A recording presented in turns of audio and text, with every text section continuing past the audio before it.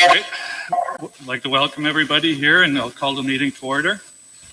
As co-chair of tonight's meeting, co-chairing with Mayor Klooster, who's from Oliver Paipoonge, and as Mayor of Conmee, I'd like to welcome everybody that's here in person at the Conmee Community Center, to everybody that's participating virtually, online, or by telephone. We appreciate you taking the time out of your schedule to join us tonight as we discuss the issue beforehand. This time I'd like to ask Chris Physick from Maverick Entertainment to give a quick overview on the technical part of tonight's proceedings. Good evening, everyone, and welcome to our online participants. I just want to let you know that if you're participating through your internet browser, we can see the name you registered with here, and the chair will call upon you when it's time for your question. You may see below your video screen a small hand, and you may raise your hand. However, the chair may or may not recognize that, as we will be recognizing participants in the order that they registered for the event. If you are participating through the telephone bridge with your phone call only and no video, you will be able to raise your hand to indicate you would like to speak, and the chair will recognize you at various times throughout the evening. You may press star two on your telephone to raise your hand. And when it's your turn to be recognized by the chair, you may press star 6 to unmute your phone. Star 6 to unmute your phone. We're going to turn it back over to Mayor Kevin right now. Recording paused. Thanks, Chris. At this time, I'd like to go around the table and have everybody introduce themselves so that the public know who's here with us tonight. So I'll start at my far left. Recording paused. Good evening, everyone. It's Christy McClellan from Grant Thornton, and I'll be the facilitator tonight. Alan Viss, Councillor, Oliver Paipoonge. Alana Bishop, Councillor, Oliver Paipoonge. Grant Arnold, Councillor, Conmee Township. And Bob McMaster, Councillor, Conmee Township. Sheila Maxwell, Councillor of Conmee Township. Rosalie Evans, Acting Clerk for the Township of Conmee, and to my left, without a microphone, is Shara Lavalley. She's the Clerk of the Township of Conmee. Mayor Klooster, who's from Oliver Paipoonge. I'm Wayne Hanchard, CEO Clerk, Oliver Paipoonge.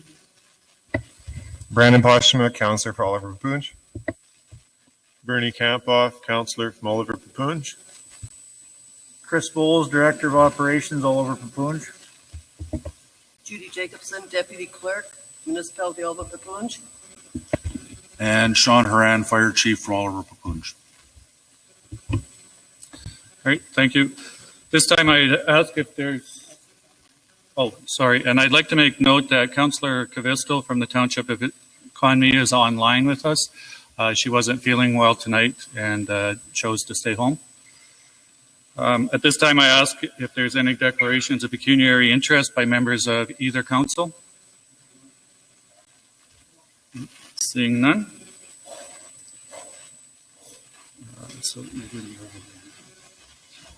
At this time, I'd ask Rosalie Evans to provide us with a quick overview of the study that took place. Thank you, Mayor Holland. The Restructuring Committee's report results from significant research and work reviewing each municipality's individual financial standing and tax system, what a merged municipality's finances and tax systems would look like, non-financial assets and liabilities, and these are things like court cases, lands and buildings, vehicles and equipment, roads, landfill sites, aggregate resources, etc. The operational organization and human resources in each of the two municipalities, heritage and culture, libraries, cemeteries and recreation, emergency service provision, bylaws and policies, including planning and development. While there are positives as well as negatives to consider for each of the two municipalities, the conclusion of the restructuring committee was to recommend that a proposal be submitted to the province to merge Oliver Paipoonge and Conmee. The detailed recommendation in the report includes commencing with the new municipality on January 1st, 2021 with the name Municipality of Riverview, which a new council may wish to review in the future, allowing separate tax rates for the two prior communities for a maximum of 3 years, and banking the merger savings thus generated into an infrastructure reserve account, an initial interim council consisting of 7 members until the 2022 municipal elections, when 5 councillors would be elected at large for the new municipality.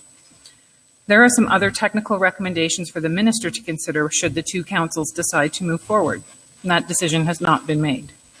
There were a few matters brought forward through the initial intake session consultations and responses to the survey, which the restructuring committee was able to address in the final report. Not surprisingly, many people are concerned that taxes will go up because of the merger. Municipal taxes are complex and are impacted by factors that the councils cannot control, including mandatory payments to external agencies like the ambulance service providers, the Conservation Authority, the Health Unit, and others. We've already been told that the Health Unit levies will be significantly increased next year, and we were already hit this year with a mid-year increase from the ambulance service providers. There's also inflation and increases to costs of things like utilities, which are all external pressures.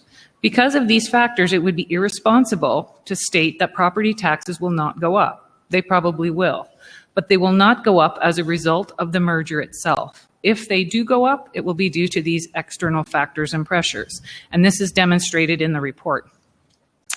Comparisons have been made in public commentary to historic amalgamations that occurred in other parts of Ontario.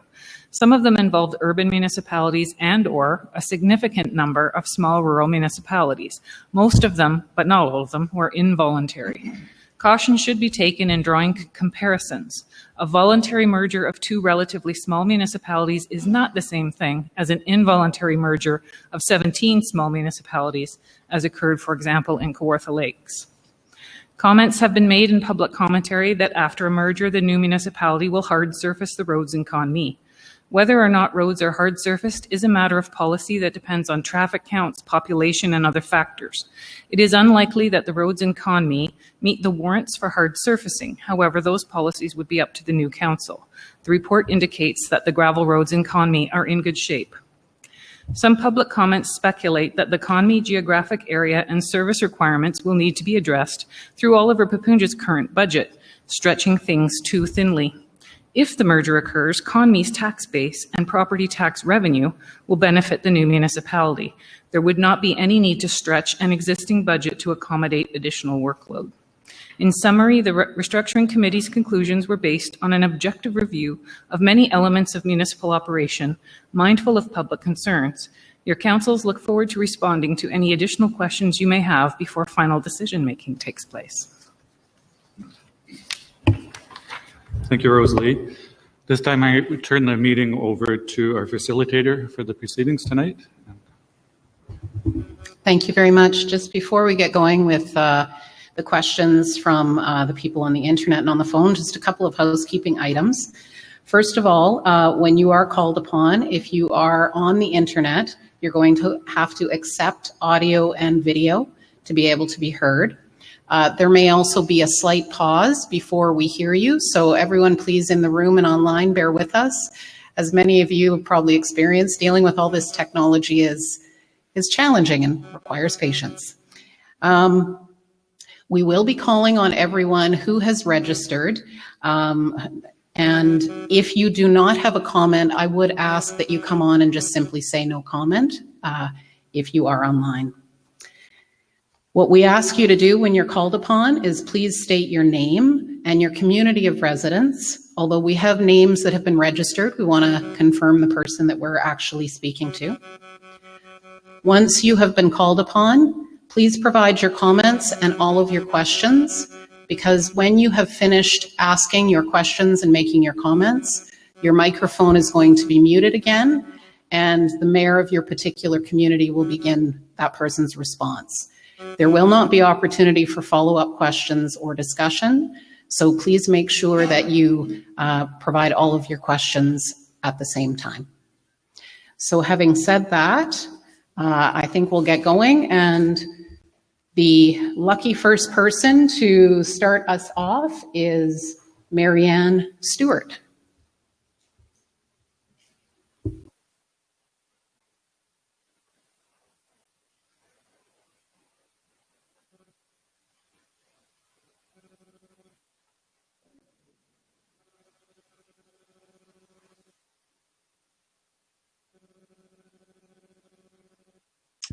Hi there. I don't have a comment. Hi, Marianne. Hi.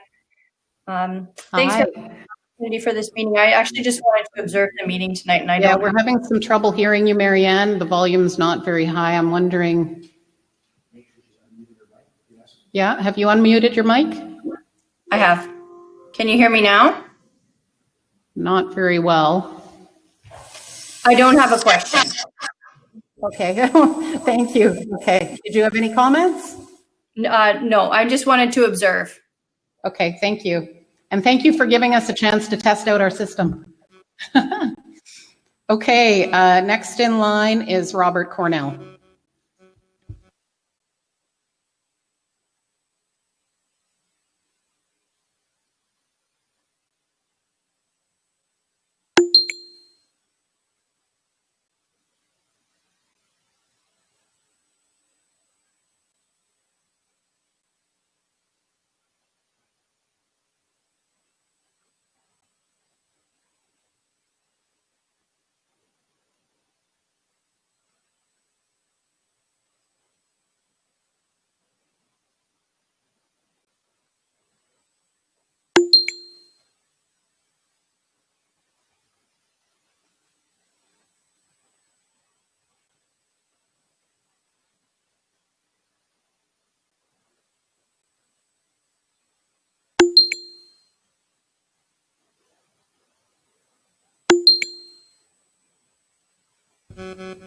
Hello, Robert?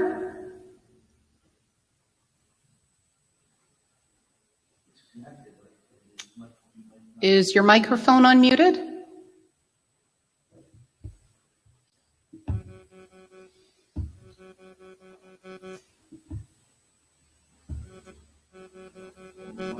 Yeah, let's move on. Shirley Robillard.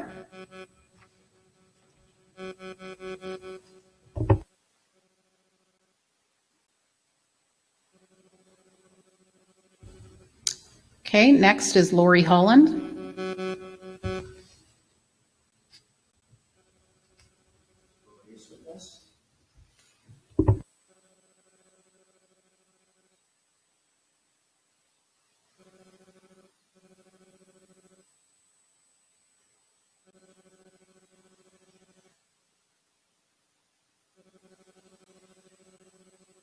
Next is Ken Dahanyuk.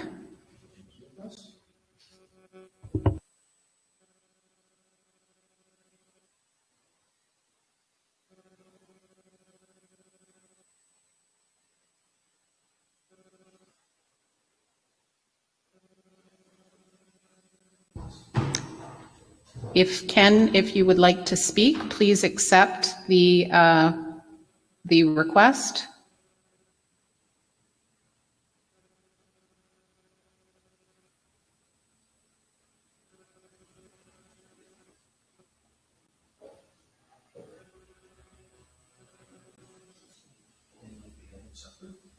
Okay. We'll move on to Peter Bentz.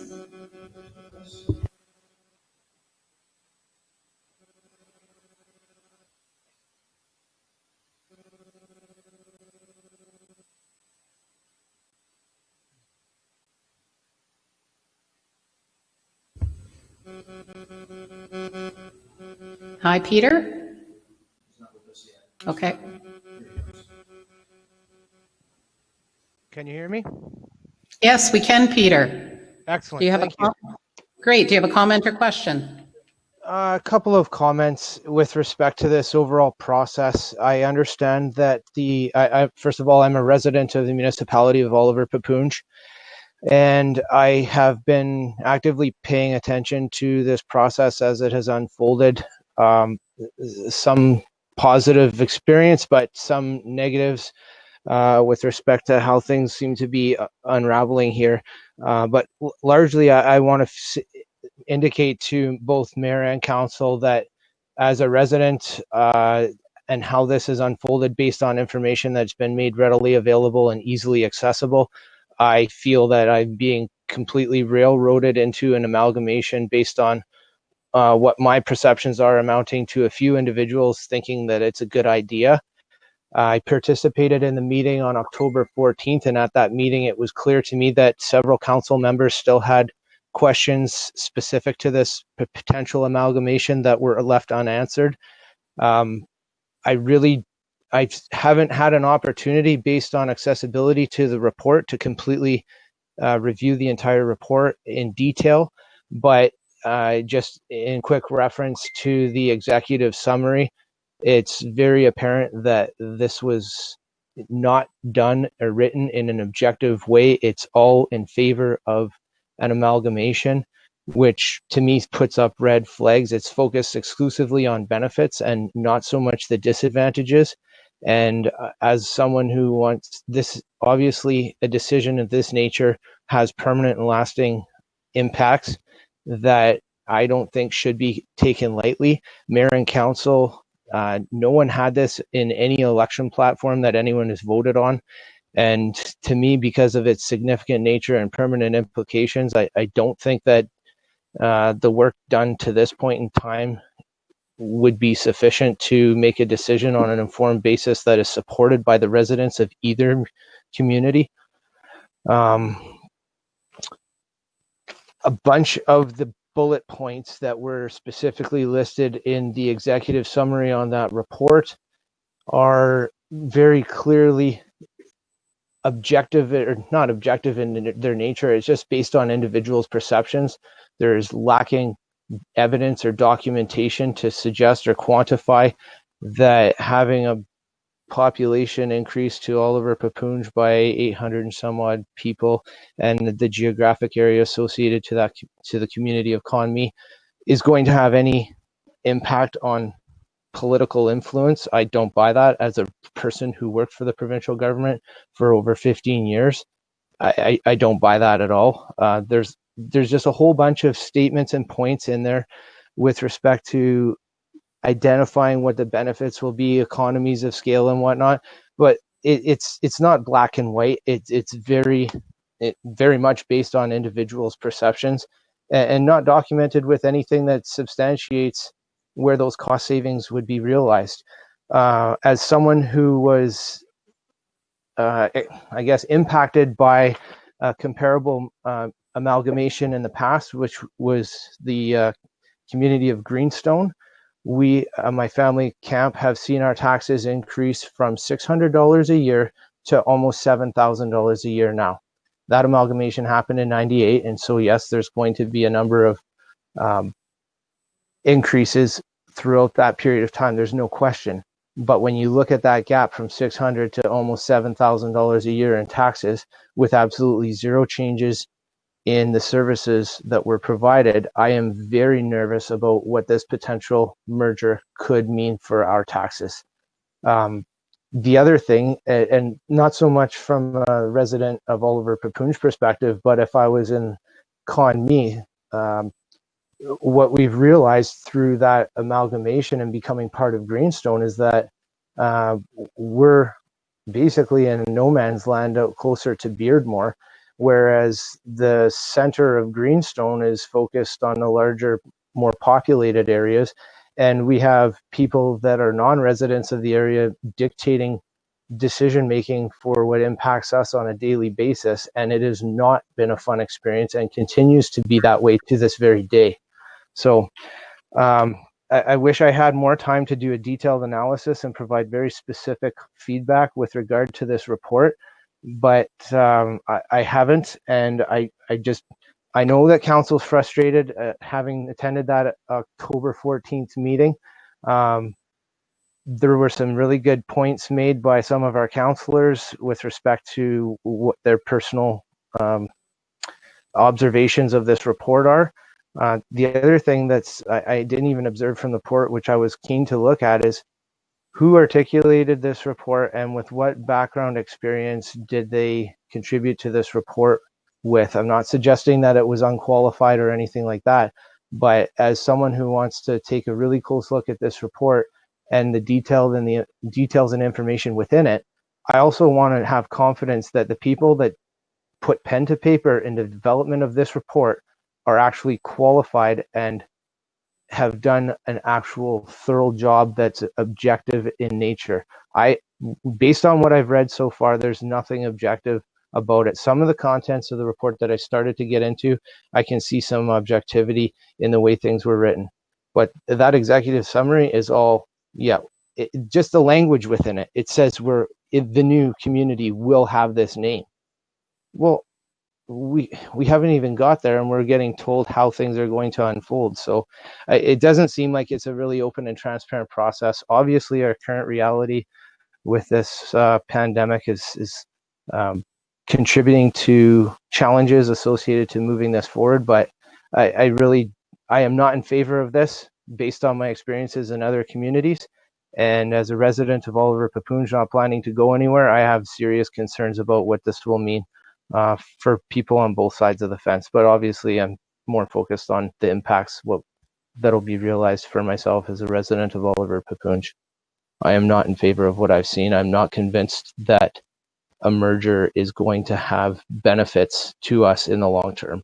And sure, there might be short-term benefits, but I'm more focused on what are the long-term benefits and implications for us. To suggest that we'll be forced into an amalgamation as of provincial governments of the past, not political governments as the report says, provincial governments, I'm not buying that.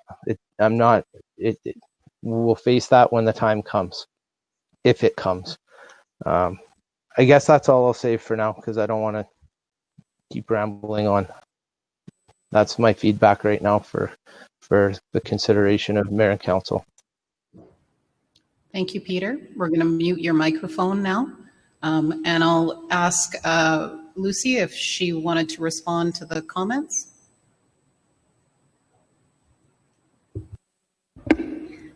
I guess, Peter, that the one question or one item that you brought forward that I could at least give you an answer to, as the others are your personal feelings, is that the persons that brought forth the information on the report were the administration of Oliver Paipoonge, which is the CAO, chartered accountant, our director of operations in regards to roads and centers, community centers, and Sean Horan, who is the fire chief of Oliver Paipoonge. So that is where the basis for the reports came from. And I hope that will appease your thoughts that this was done by non-professionals. Thank you. Thank you. Can you hear me? There we go. Next, we'll go to Mark Hallebecky.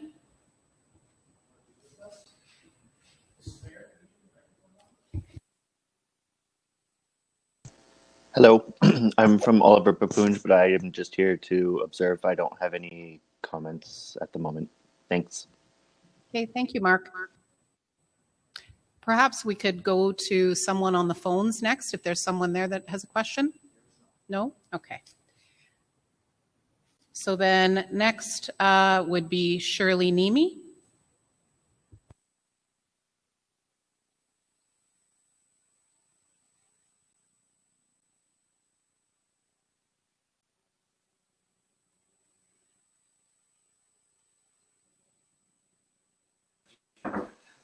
I'm just here to observe as well.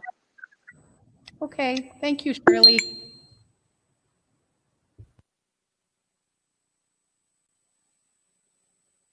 Next is Jennifer Horty.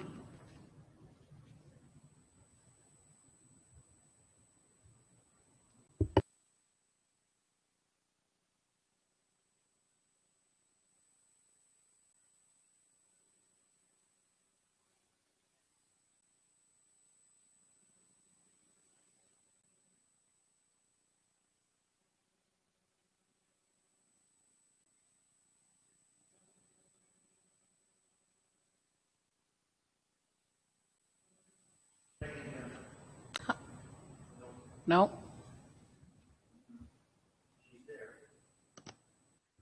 Hi, Jennifer. Hi. Can you hear me? Hi. Sorry. Hi. Hi. I'm just observing. I don't have any questions or comments right now either. Okay, thank you, Jennifer. Next is Arlene Vibert.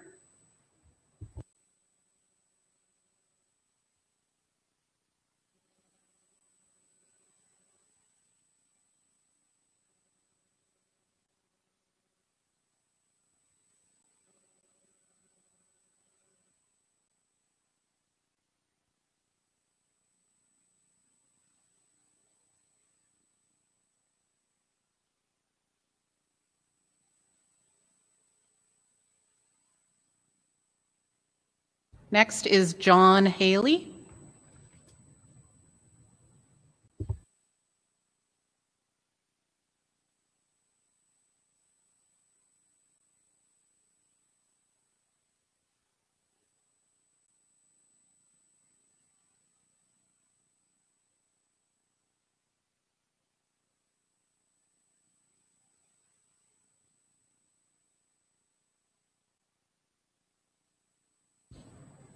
Okay, next is Gail Feenstra.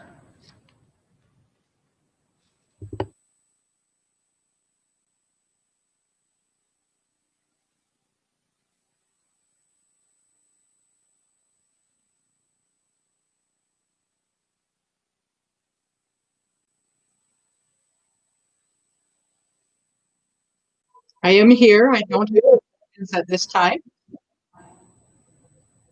Okay, thank you, Gail. Next is Crystal Olson.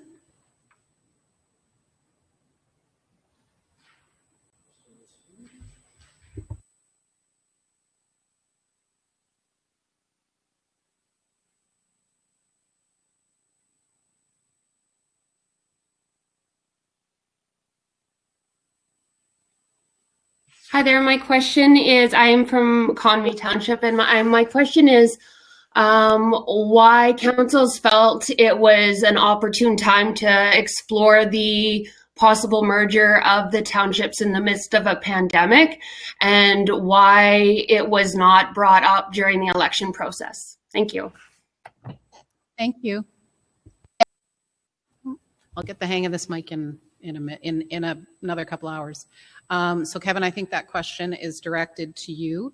Why councils felt it was an opportune time to look at a merger during a pandemic and why it didn't come up during the election. It didn't come up during the election process because it wasn't a consideration at that time. There's been a lot of conversation that I've been hearing that this has been discussed for many, many years, and that simply isn't true. There are circumstances that presented itself in the township of Conmee at the onset of the pandemic that required us to contract services with Oliver Paipoonge for administration and treasury services.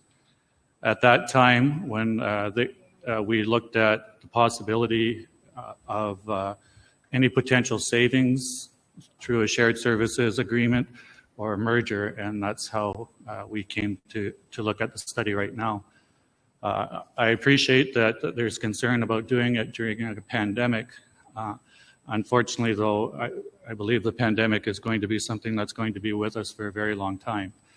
And we're going to have to adapt the way in which we do business, which is what we're trying to do, and continue to find efficiencies for our communities as we move forward. Thank you. Next is Catherine Hay.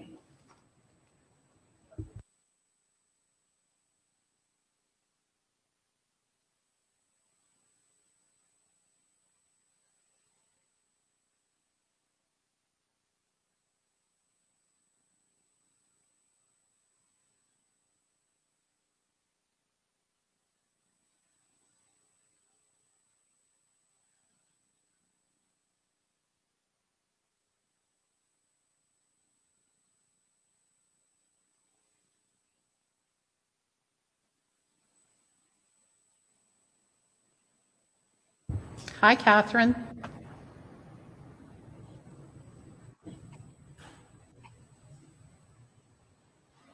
Observing and learning right now.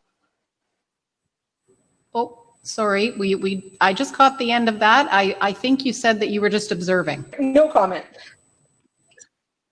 Okay. Oh, sorry. Okay. Thank you very much. No, I don't have any questions right now.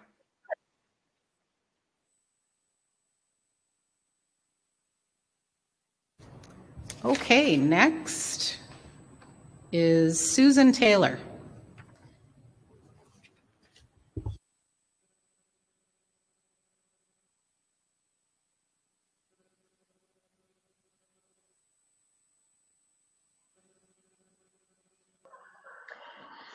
Hi, I do have, I agree with some of the points that have been brought forward by Peter and Crystal, that this feels like it's moving very quickly and almost being railroaded through. I also do have concerns about it being done during a pandemic. You do have some older populations who are not comfortable with technology, and it feels like they're not being allowed to have a voice at this time. So perhaps if there were some ways that other people could participate. And I am concerned to what the benefits are and what the disadvantages, especially with the taxes and things like that. Thank you, Susan. I just want to confirm you're with Oliver Paipoonge. That's correct. Okay, thank you. So, Lucy, did you want to respond to those comments? In regards to what will happen with their taxes, I will pass you over to our CAO, who has prepared the report on that section.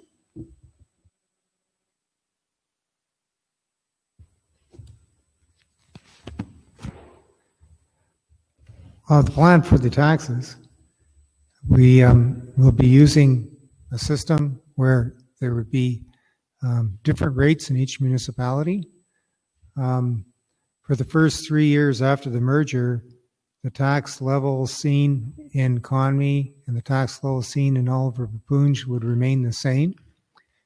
And the savings that are expected to be generated by this merger, approximately $300,000 a year, would be placed in a reserve. What happens in 2024, however, is you would have the same tax rates applied throughout the municipality. And what that would result in is taxes in the former township of Conmee would go down 30.5%, and taxes in Oliver Paipoonge would drop about 1%. So that's the gist of what the tax scenario would be. 3 years of the same. 2024, the Conmee taxes would decrease 30.5%, and 99% would be 1% down in Oliver Paipoonge. And if I, excuse me, if I could just answer your questions in regards to moving very quickly. It does seem to be moving very quickly, that we would anticipate or aim for January the 1st, 2021.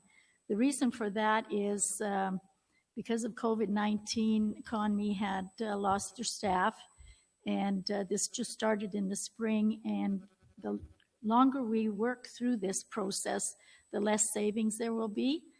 So to get the best savings, the best bang for our buck, we have gone with anticipating or trying for January the 1st, 2021. That will cut our administrative costs. Conmee will disappear, and Oliver Paipoonge will take over all administration. And in regards to COVID-19, I thoroughly understand what you're saying. I'm not particularly happy with having meetings through Zoom or either, but it is a sign of the times, and it is something we're going to have to get used to because, again, I think it's going to be around for quite a while.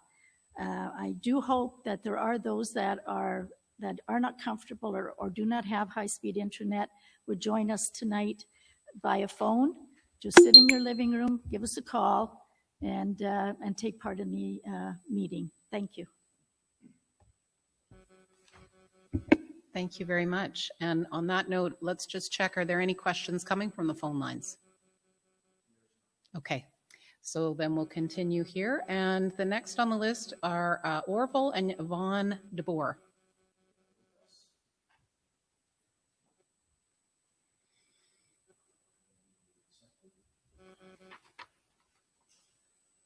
Hello, Orville and Yvonne DeBoer from Oliver Paipoonge. Hi. Hi. Just a comment first. We've been through a merger before, and one of the pros, like the list of pros for the merger, was trying to ward off a possible merger with Thunder Bay. But we've been through that before in Sarnia, Ontario. Sarnia Township tried to avoid that, amalgamated or whatever you call it, become a municipality, a town of Clearwater, and the city of Sarnia still put their case before the province that we need the space for expansion, and still took over, what used to be the township. So just, I don't think that's a valid reason. We're not against the merger. We're newer in the area here, so just more observational. One question would be the facilities, though, at Conmee. Is there overlapping space, since you no longer will have administrative staff there, and the administration seems to be done by Oliver Paipoonge? Would there be space that is vacant there or available for other uses or cost savings? Thank you very much, and thank you for your question. Thank you. So that question will go to Lucy about potential duplicate facilities in Conmee that could be used for other things. I will comment when it comes to the administrative office. The office would be vacated. The work would all be done out of the Oliver Paipoonge office. That Conmee office space can be leased out. We do have contacted some businesses or government positions that are interested in possibly leasing out the space. So it would not be left unused. It would be bringing revenue to the new municipality. And I will pass it on to Kevin Holland, the mayor of Conmee. He may have further comment to make on that. Hi, thanks for your question. I don't have a whole lot to add from what Mayor Kloosterhuis has already said, that there is opportunity for the office space that we currently have to be utilized by other agencies and generate revenue for the new municipality if the merger does move forward. As far as our community center and hockey rink and playground, it serves basically the community of Conmee right now, as does the facilities in Oliver Paipoonge, one being in Roslyn, one being in Merlot. We see that those centers would be maintained right now and be reviewed by the new council once and if a merger does take place. If I could just quickly add one more thing, or ask someone else to add one more thing. There is some duplication perhaps in equipment between the facilities, and I'd like to ask Chris, our Director of Operations, if he feels that there would be any problem with some of the equipment being duplicated between one municipality and another, or how he would solve that problem.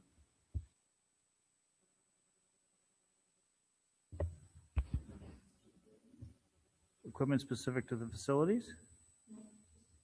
Oh, so overall, if the merger does go through, an operational review will take place, and anything deemed surplus by operational staff, once the final assessments are done, and based on direction of council, surplus equipment will be listed for surplus and whatever our needs are. Thank you very much. In regards to fire department, do you feel there's any duplication or excess equipment that would, or facilities that would result from a merger? No, I don't see any changes in that. Thank you very much. Thank you. Next on our list is Jocelyn Cunningham.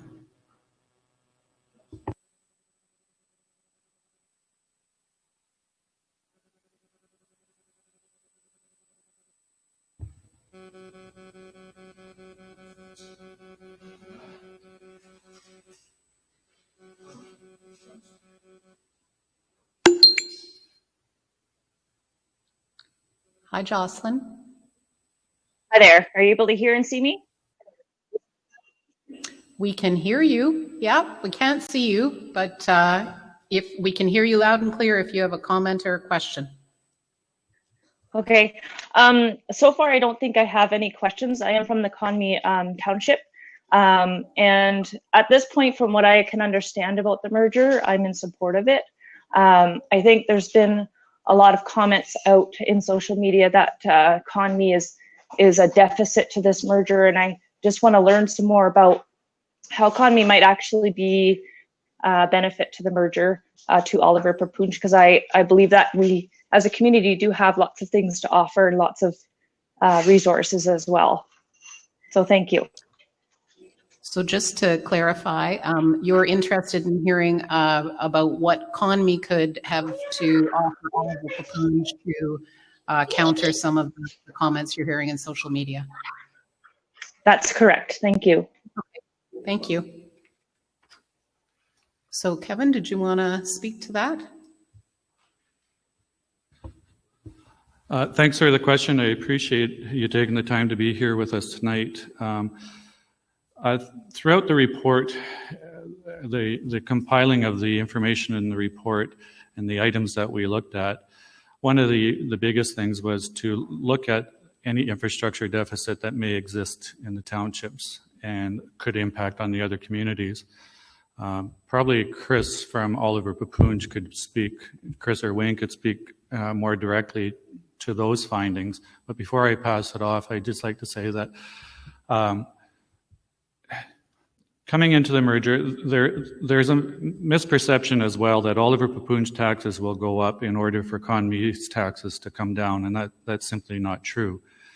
When we looked at the total assessment value in the township of Conmee, and when we applied that to the current tax rate in Oliver Paipoonge, the additional revenue generated exceeds the costs associated with assuming the operational duties or costs with the township of Conmee.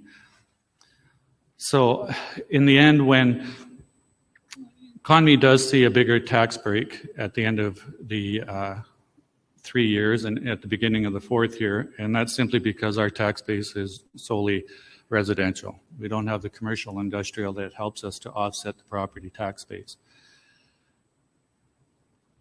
What Conmee can bring to the equation or to the table for Oliver Paipoonge is, like I said, the extra $72 million in assessment that can be applied to future infrastructure needs of the new municipality if a merger does take place. And that's huge. I mean, the only way that we can offset increase in taxes is through a development or increase of assessment of a municipality. When we have the opportunity to bring that much more assessment into the equation, as well as reduce the expenses associated with the operating of a new municipality, there is an overall benefit to the new municipality. Just the perception being that Conmee is seeing a bigger benefit. We're simply coming in line with what the taxes have been for years in Oliver Paipoonge. I think at this time, though, I'd pass it off to, I don't know if Wayne or Chris want to address the specific infrastructure or equipment needs that you feel that it's going to be beneficial in the merger, or operations that are going to be efficiencies in operations that could benefit the new municipality.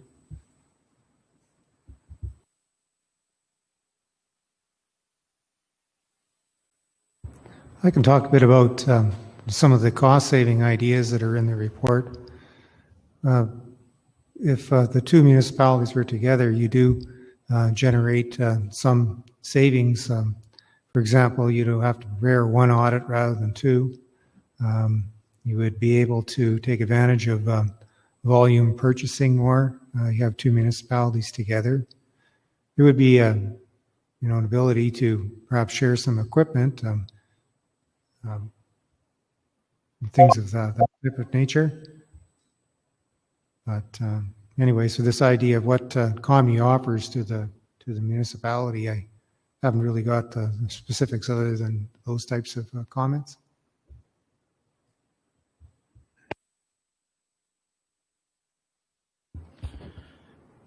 specific to the operational manpower in that, we have the ability to work as a crew, which is an extra couple guys, a status quo in regards to where we work and where we play. We would be doing an overall schedule for the whole municipality once it is merged, or once it is to be merged, and work would carry on as it currently exists with a blend of hired equipment, a blend of public works staff doing the work, and using all of the equipment as a pool that we currently exist. As was mentioned earlier, a full operational review will be done as to what we actually need. I do know that we do have duplication of loaders, we do have duplication of trucks and graders, and once an overall plan of attack for the municipality going forward, we would have a person for each one of those seats and we would go to work. And that's on the operational side. Specific to the assets, the report speaks to the condition of the assets. It gives a general engineered discussion point on how we derived our asset value in Oliver Paipoonge in regards to condition and rating. And that same process was undertaken in Conmee with the same engineering standards that we do in Oliver Paipoonge that have been there since before I've started. So for the last 5 years, it's been ramping up and we've been able to do some good work, and we're going to carry on to do that. Okay, pass it over to Rosalie Evans. One of the other benefits that the restructuring committee saw that Conmee brings to the table is development space.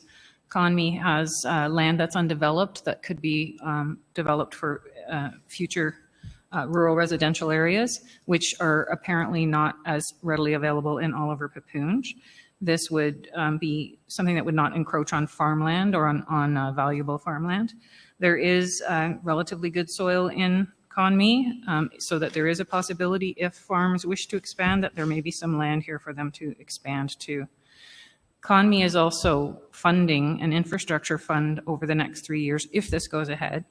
That puts $1 million roughly into a reserve fund for the benefit of the combined municipality. That's a lot of money. That means that's $1 million raised that doesn't have to be raised through any other tax increases to anyone who's currently paying taxes in either community, which is huge. And infrastructure dollars, I mean, historically, the provincial and federal governments run infrastructure programming where they provide grants, and you can leverage your municipal dollars by matching funds from the provincial and federal governments.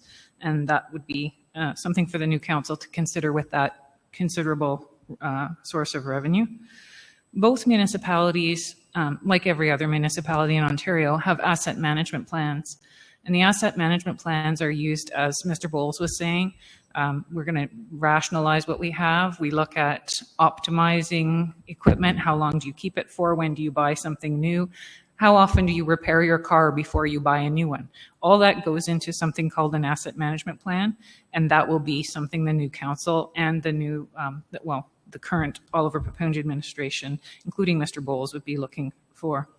And I thought I'd give one example of how two municipalities spend less money when they join than when they operate individually.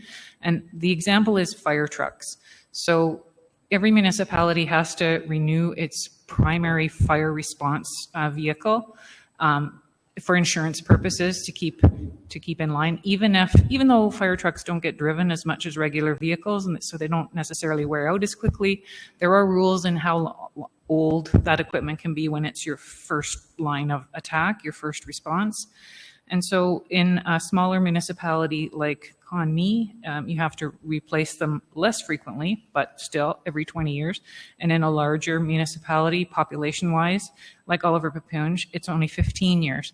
So instead of each of our two municipalities having to spend $500,000 plus on a new fire vehicle in 15 or 20 years, you only have to buy one between the two communities. So that's one example of how two communities working together can save a considerable amount of money and not lose any benefit for the existing residents. Thank you.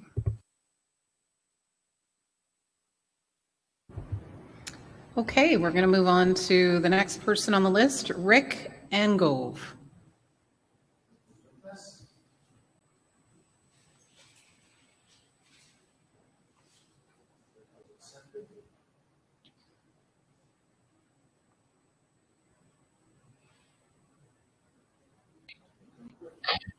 Hi.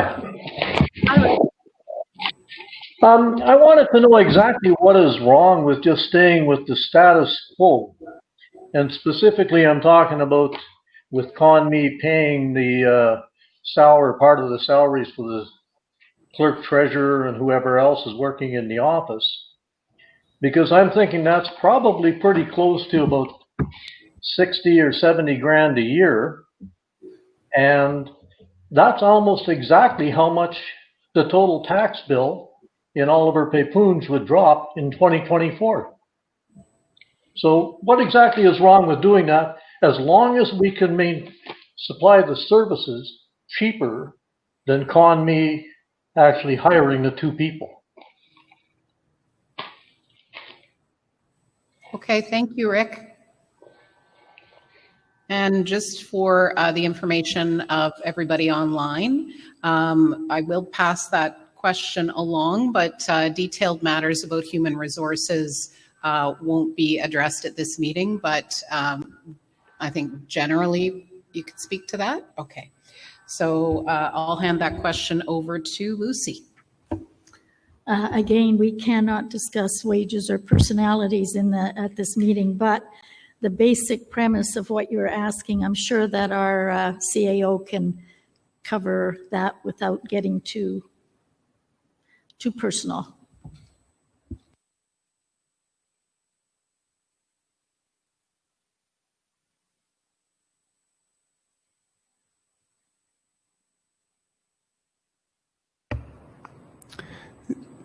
The main difference between continuing to do the service versus having a merged municipality is when you have two different municipalities, you have to do two sets of books, two audits, two tax systems, two accounting systems.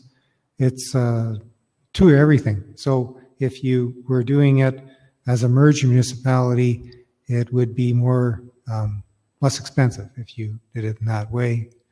The administrative budget of Conmee is about, well, in 2019 was about 270,000, and in a merged municipality it would drop to about 70,000. That's where the bulk of the savings in this report are coming from when the administrative budget of Conmee is basically disappears because it becomes part of a merged municipality. So it's so that's the issue, that you have to do things twice. When you're one municipality, you do it once.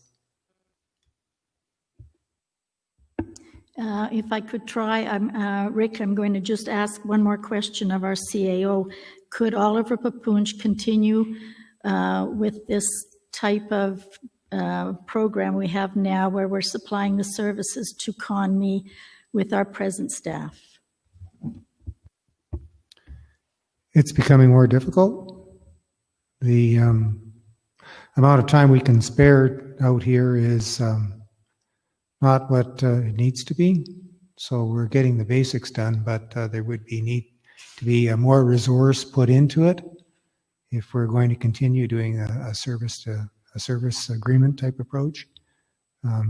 Conmee may have to hire some more people to work in their office to deal with the basics of their financial picture. And that's not what we have at this point. Thank you. Okay, the next person is Brian Fedoruk.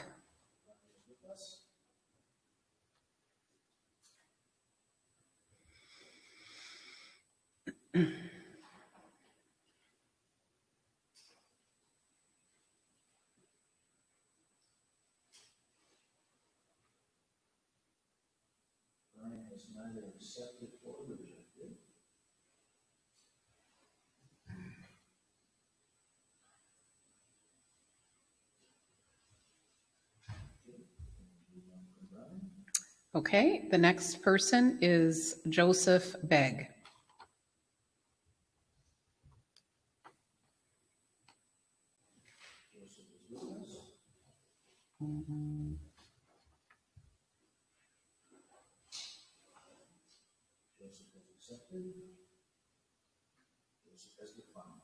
Okay, thank you, Joseph. So next is Ella Huld.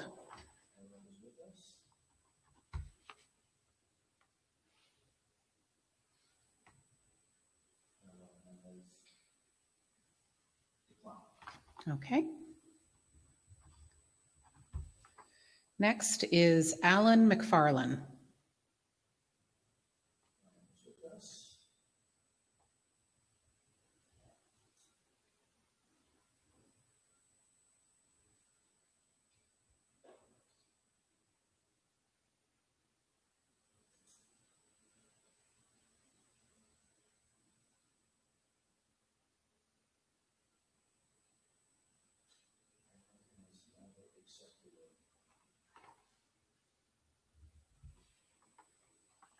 And just before we move on, do we have anyone on the phones asking? Did you just want to repeat to them how they raised their hand, just in the event that they've forgotten? Are you able to do that from there?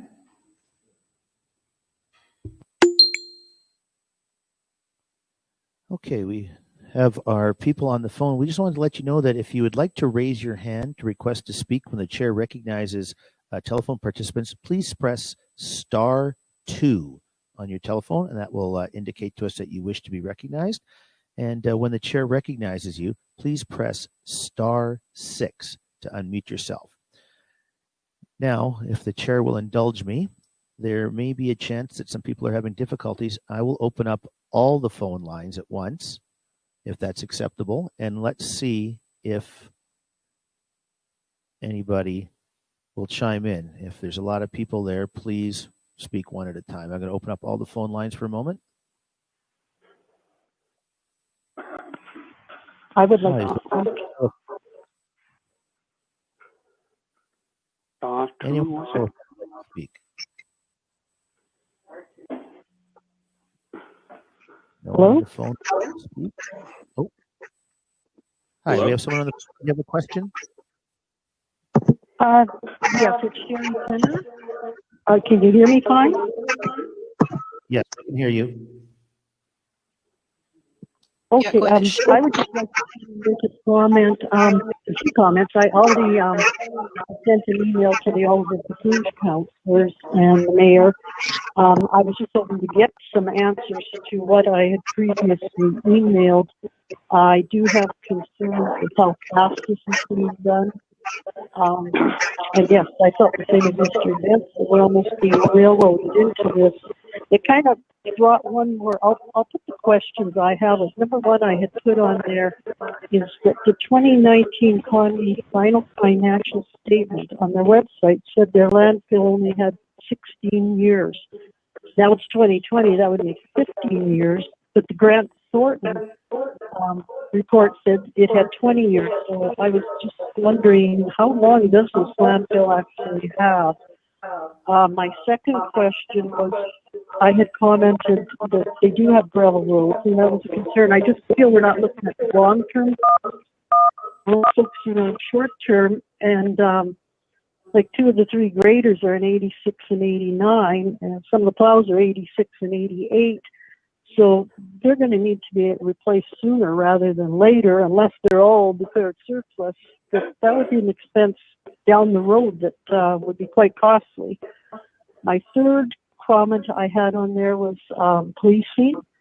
If you can, like we've stayed with the city of Thunder Bay, my understanding is the towers will reach out to Conmee, which would be very expensive. I'm not sure if there's been any research done into that and long-term costs. Also, and the last, Lucy just recently at this meeting mentioned that the longer we wait, the less savings there is. I'm a little confused with that, because no matter where we start with it, why would the 3 years not go forward from there? That's all my questions for now. Thank you. Could I just ask you, thank you very much, could you just repeat your name? We didn't catch it right at the front. Oh, I'm sorry. Sherry Penner and Oliver Okay. Paipoonge. Thank you very much.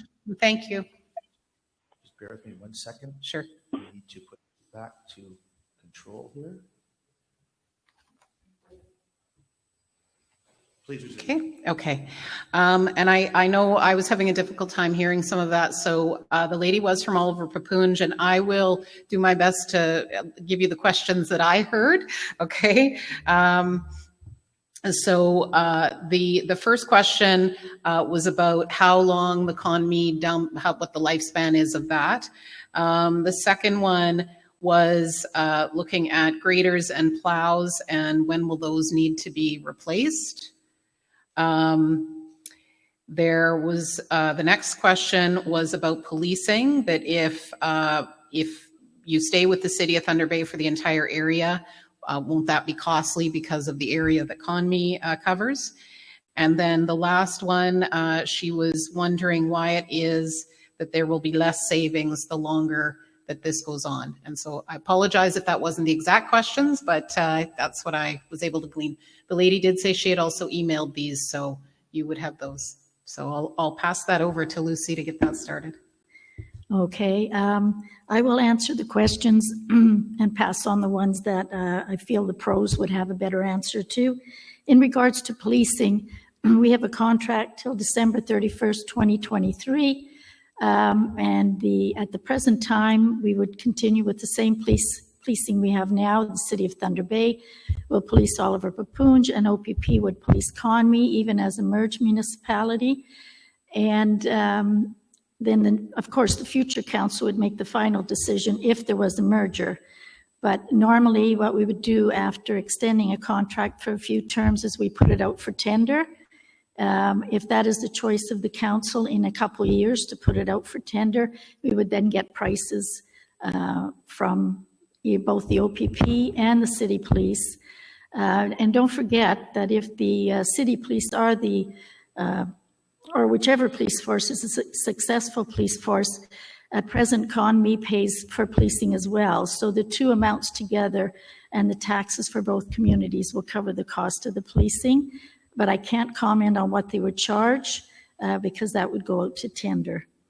In regards to the equipment, I remember getting your letter, Sherry, and I was in comment in regards to the age of a couple of trucks at the garage, and I believe that our Director of Operations can comment on those in regards to the age of the trucks and also the age of the equipment they presently use for the roads. On page 35 of the report, it states that Conmee also has a 2017 John Deere grader in comparison to Oliver Paipoonge's 2013. In regards to the trucks, there is some older fleet, yes, single axle in Conmee. However, they do have a 2013 combination plow and sander, which is their frontline equipment. Again, as was mentioned earlier, anything that would be surplus, and yes, asset management tells us when we have to replace stuff, it would be an overall combined effort of how we would keep what we would keep and how we would deploy it. In some situations, the older ones have done their job, and maybe they will continue to do their job. But yes, there is 2 spare graders currently in the parking lot down at Public Works and Conmee, and they have a very good frontline piece of equipment in regards to their grader, and they have a good truck as well. So yes, part of asset management would look at all those things, and how they are deployed would be part of the operational concerns. Thank you. And in regards to the landfill site, I will pass it to the mayor of Conmee. Kevin? Thanks for your question, Sherry, and I appreciate you picking up on the difference there on the landfill and the life expectancy. Our certificate of approval for the landfill and township of Conmee is one of the newest licenses in the area. We had to develop it under the new standards. And we have, as such, we have the ability to open up the certificate and review the operations of the landfill. The time the asset management plan was done, life expectancies are a best guess based on the volume of landfill going into the site. What we did since that last asset management plan was reviewed, and the document that you're referring to, is that we were able to go into landfill, open up the C of A, go into the landfill and do quite a bit of work in the landfill, which resulted in increasing the life expectancy of the landfill. It's regular operations of the landfill under our C of A that allows us to do that. And and the work that we're doing, as I said, does give us the ability to extend the life of the landfill. The landfill is a small parcel or a small operating part of the total land that we own, where our landfill is located. And we've developed the largest landfill site that we could under the C of A, but we do have options for expansion on the property that we have there. So, thank you. And in regards to the less savings after 3 years, we'll pass it to CAO. Yeah, but I'm not quite sure what is being asked by the questioner. What happens is the maximum amount of savings are obtained in year 3, and then they continue on after thereafter, 368,000. They don't disappear. What the recommendation says and what would happen is the $368,000 saved in 2023, rather than putting in a reserve in 2023, in 2024, it would be used to reduce taxes, and but those savings would continue.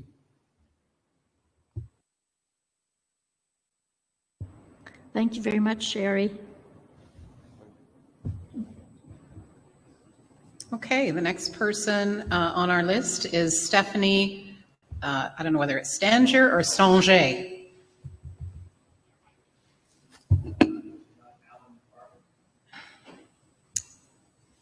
I've got Alan was not there. We can try him again. Is he there now? Sure, we can try Alan again. Okay.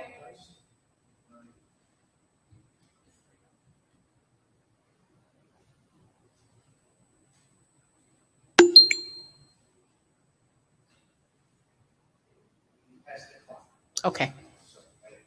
Oh, that's... Make sure everybody's had their chance. Okay, so the next one was Stephanie, either Stanger or Stangier. Possibly, Madam Chair, if you could let the people know that are raising their hand that they are on the list and we will be getting to them in due course. So raising your hand 200 times will not get you to speak any faster. Okay. And I don't know that those online, they probably couldn't hear. If you're raising your hand and you're online, you are on the list, and we are going in the order that people registered, so we will get to you. We're moving through in chronological order from time and date of registration.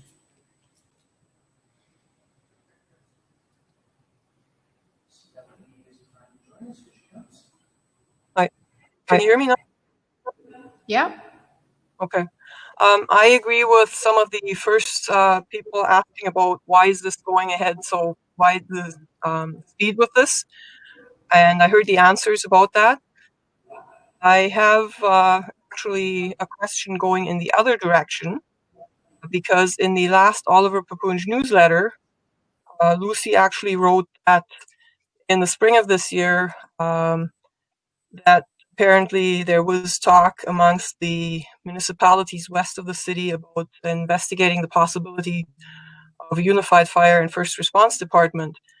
That was delayed due to COVID. So yeah, why isn't the rest of this delayed due to COVID? And actually, if a few fire departments want to go together, why not actually consider amalgamation with the other municipalities as well, with O'Connor and Ebing and so on.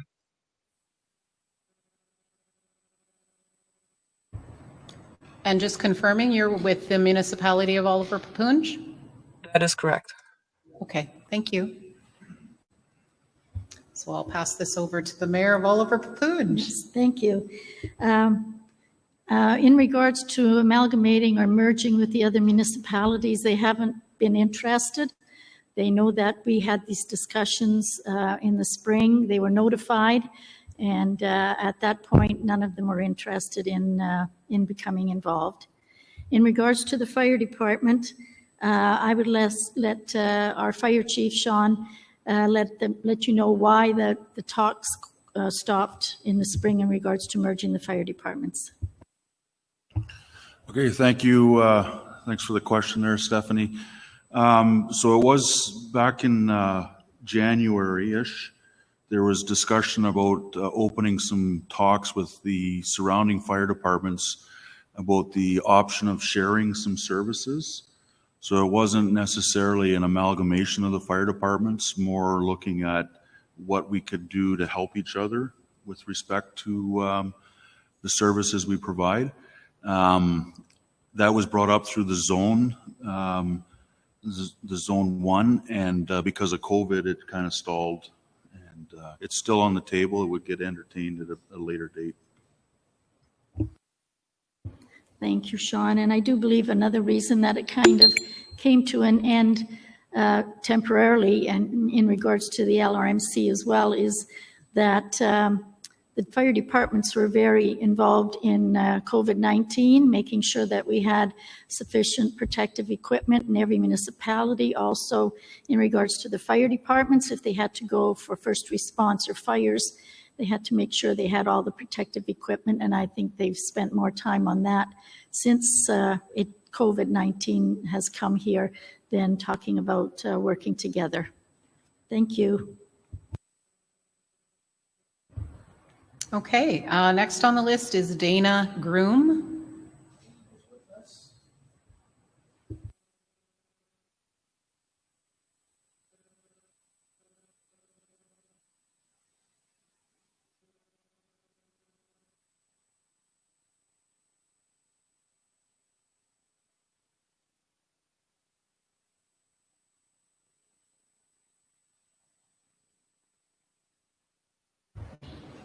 Okay, we'll move on to Jordan Hatton.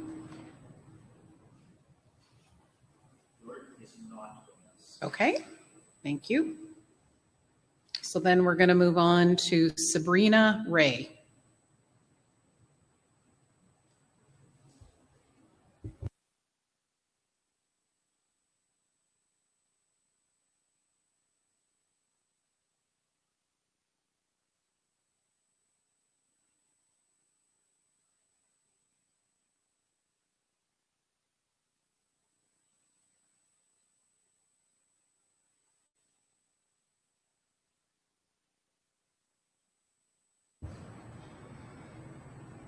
Okay, next on our list is David Workman.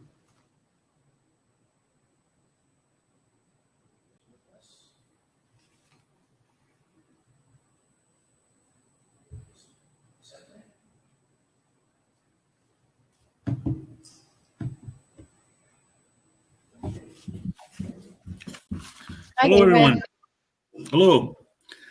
I have a number of comments and a couple questions. So bear with me. It's kind of might be a little bit muddled here. At this moment, I am opposed to the merger. Simply because I feel that it's been very rushed.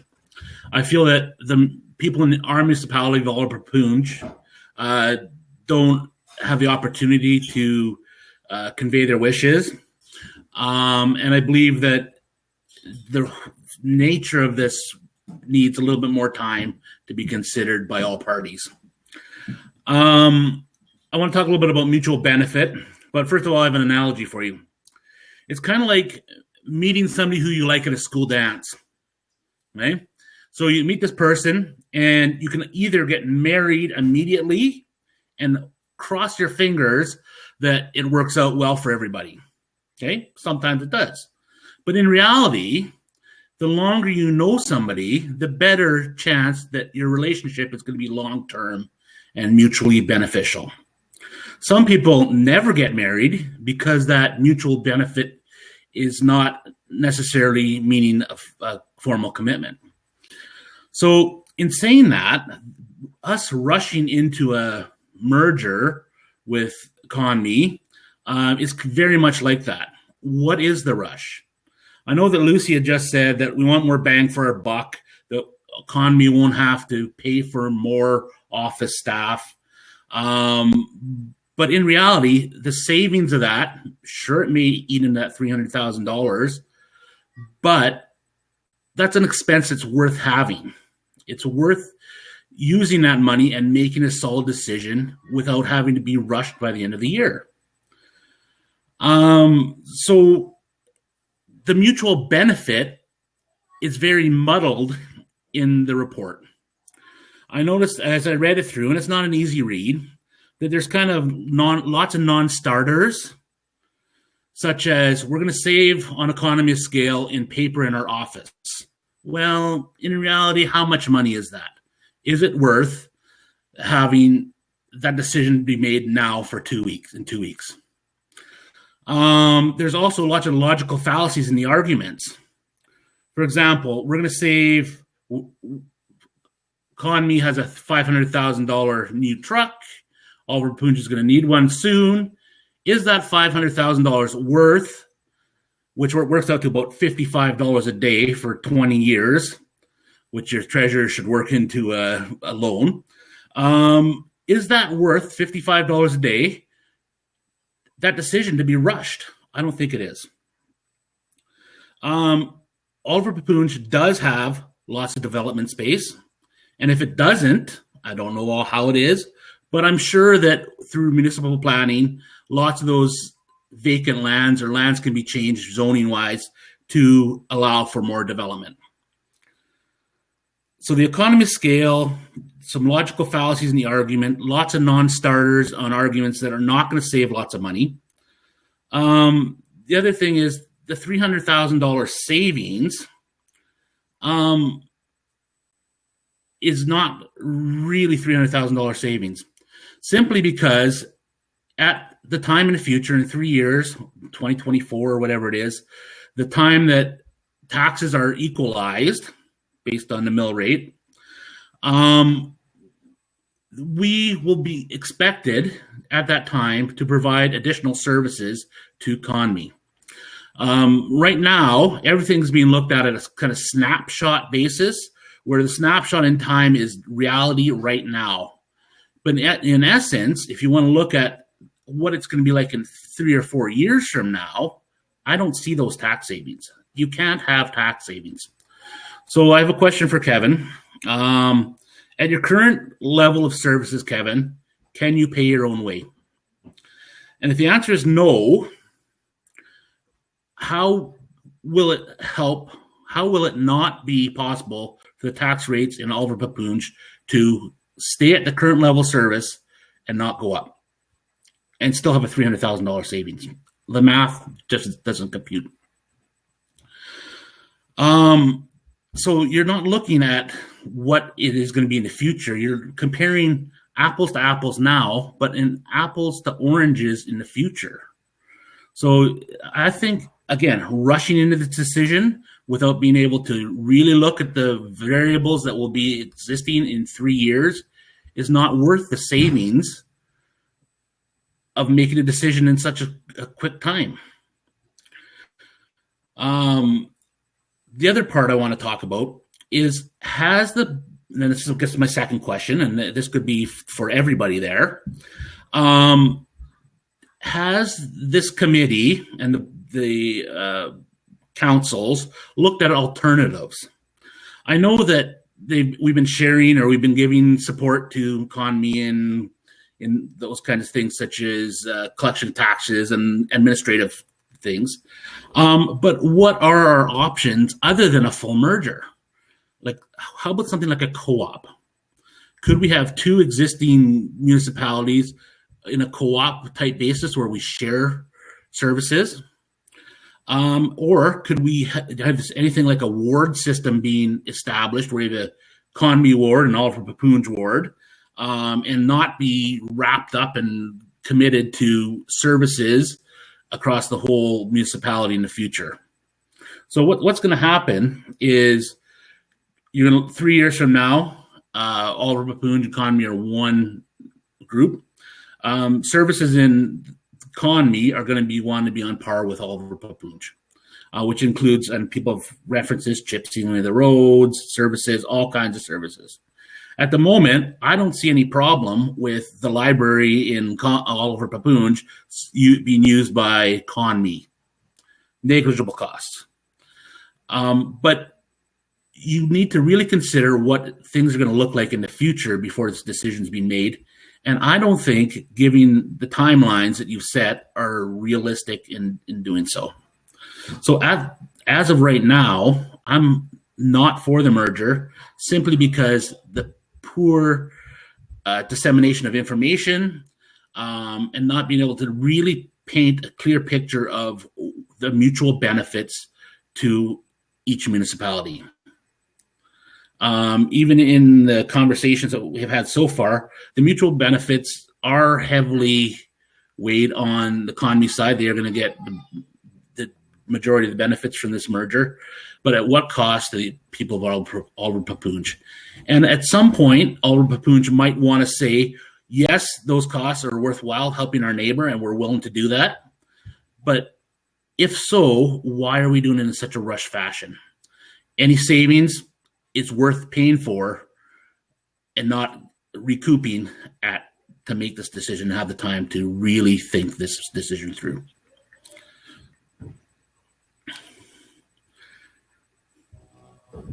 Are those the balance of your comments? That's all I have. Okay, thank you very much. Okay, so a couple of questions in there. Earlier on, one of the questions was, what's the rush? I think we've talked about that here, about why there's a feeling of urgency. He did have a direct question for the Mayor of Conmee, Kevin, and that was, at the current level of services, can you pay your own way? That was one question directed specifically for Conmee. And then the other question that he had was, what are the other options other than a full merger that could be looked at? So maybe we'll hand it over to talk about the Conmee question first, and then we can address the other one. Hi, thanks for your question. I appreciate you taking the time to give us your comments and ask the question. Specifically, your question with regards to can Conmee sustain itself without a merger? We are right now. Absolutely we can. Conmee is in sound financial shape, as the report has pointed out. Our assets are in good condition. We have no infrastructure deficits that we need to address moving forward. We looked at the merger at this point, as I alluded to earlier, that we had staffing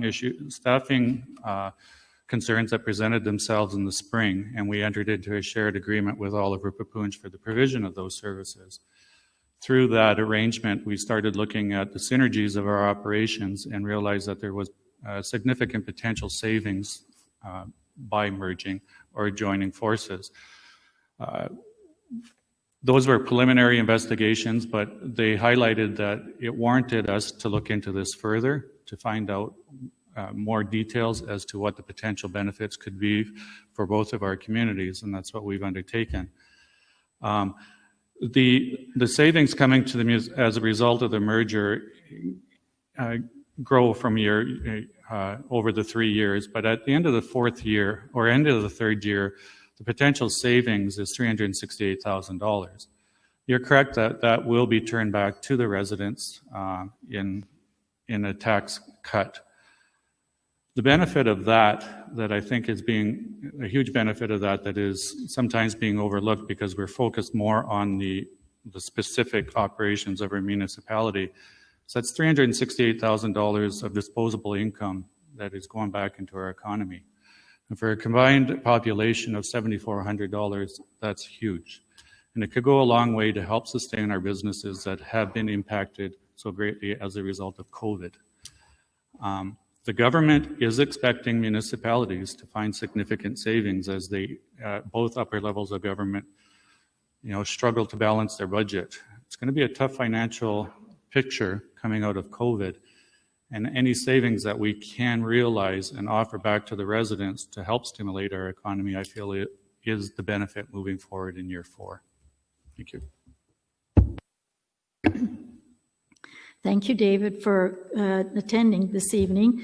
You had spoken about developable land.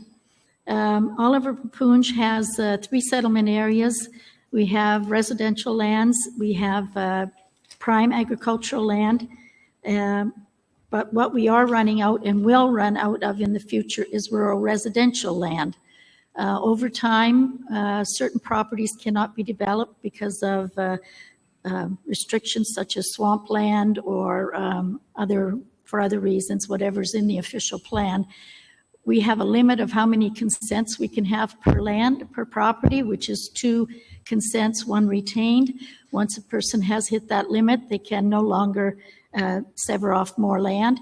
So at a certain point in time, we may lose that amount or have enough land for rural residential, which are large lots where people would like to have 5 to 10 acres or more and want to build a house and they want to live in the country. And Conmee has a lot of available land for that. It would be a great addition to Oliver Paipoonge's property in regards to developable land, which will, again, increase your assessment, which brings more taxes to the community. In regards to the library, they already do. They contribute yearly to our library, and the residents do use the library. Some of the alternatives that we had were leave it at status quo. There's annexation or a part merger, which was never part of our discussion. There's the ability to have a management contract, excuse me. But if we go that way and have a contract with Conmee to provide all the management services that are required, most likely Oliver Paipoonge will have to hire, according to the project or the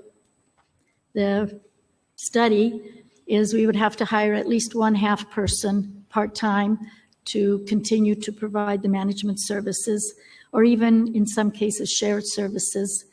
So that is why we looked at the merger.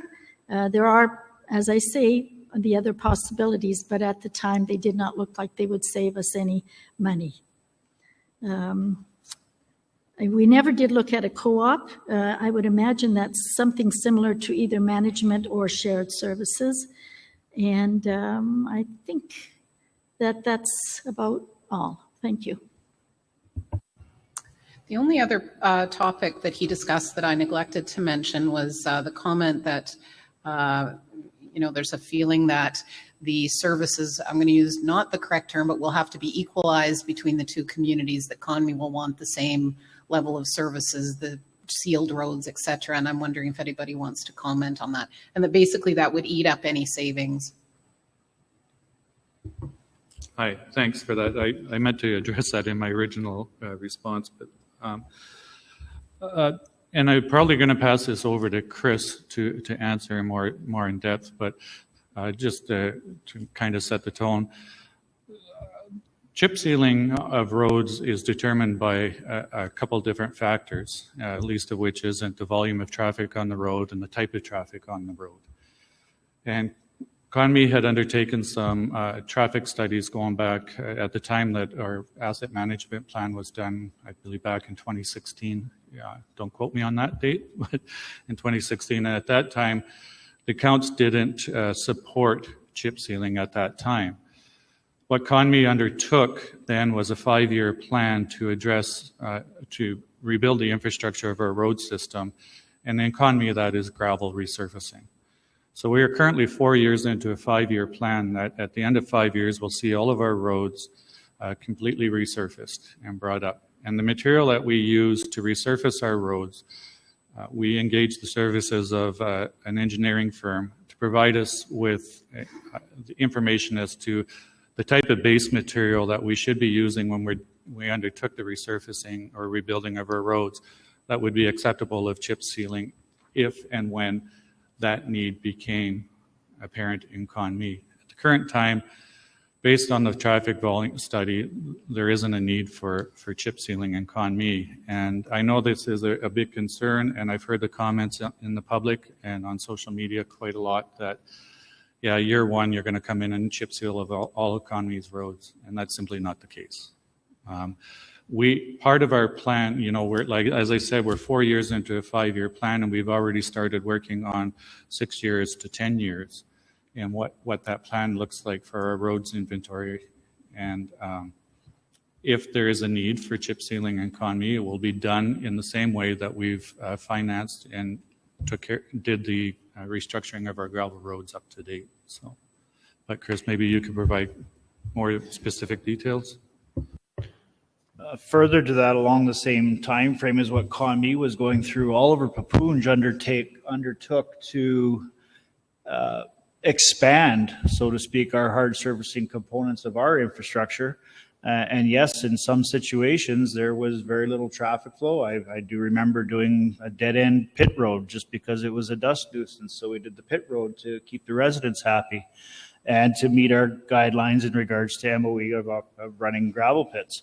So yes, it's there's a magic list that occurs at budget time every year, and there could be 12 or 16 roads on it.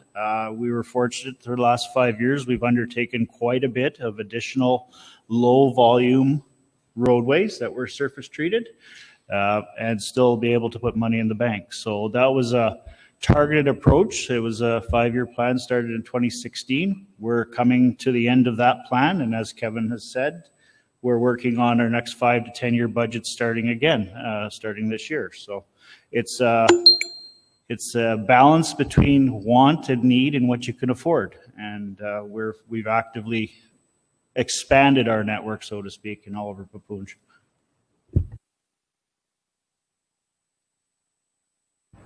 Okay, thank you. So we'll go back to our list, and next is Donna Peacock.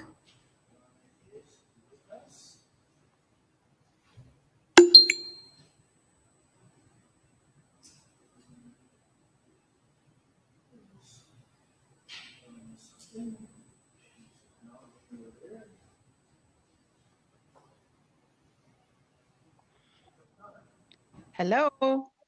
Hi, Donna. Hi, Donna Peacock from Oliver Paipoonge. And I do agree with what Mayor Holland had just said with regard to the COVID costs, provincial funding. Sooner or later, the trough is going to be dry, and we have no idea what the future will hold for funding that is received through whether it be OMPF funding, federal provincial funds. Oliver Paipoonge is a rich municipality, especially when you look through the reports that we have. But sooner or later, the trough is going to go dry, and we're going to have to dip into those reserve funds. Perhaps that should really be taken into consideration before we decide to partner with someone else. The other question or comment that I had was, I understand there is one councillor who does own property in both municipalities. Just wondering if there are any other councillors that do own property in both municipalities, and if so, do or do they not feel it could be a conflict of interest in a situation like this, as they could benefit from it, whether it be land severance or things like that. I'll wait for the response, and I appreciate the information. Thank you. Okay, thank you very much. So before I turn it over, the issues around conflict of interest are questions for an integrity commissioner or for a court, and both municipalities do have procedures in place if there's concern over that. So we'll direct that in that direction. We won't specifically be looking at conflicts of interest at this particular meeting. Having said that, we'll go back to Donna's question around, she did have a question around reserve funds and whether those had been looked at. And I know she's from Oliver Paipoonge, so I'll hand it over. I'm going to pass this to the CAO and in regards to, do you believe we'll be dipping into the reserve funds shortly because the trough is dry?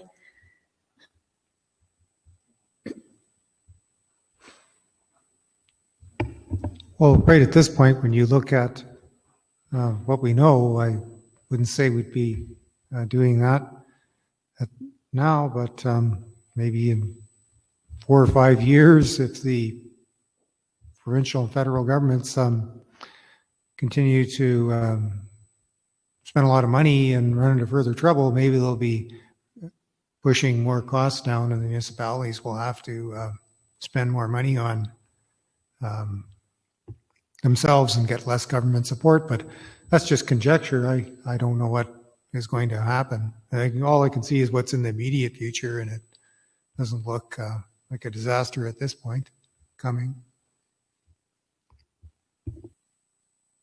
I wonder if I could just make one comment, is that Oliver Paipoonge and Conmee over the last 5 years at least have cut their municipal levy by 3 to 4% each year.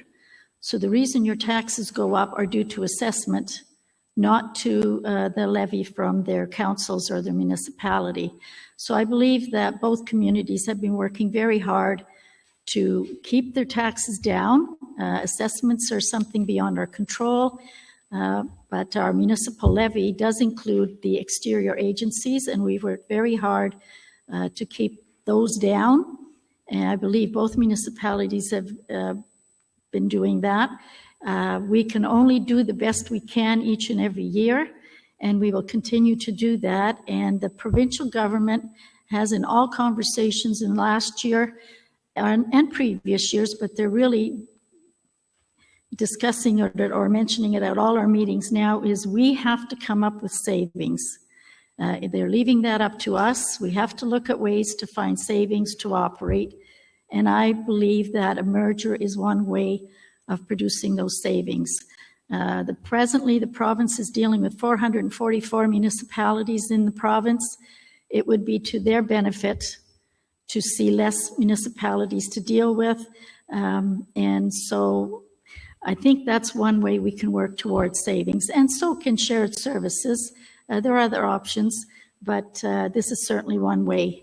In regards to the trough running dry, I'm sorry, I can't really comment on that, but I know they're all broke. You're absolutely right, Donna. Thank you for calling. Okay, thank you. Next person on the list is Cheryl Berry.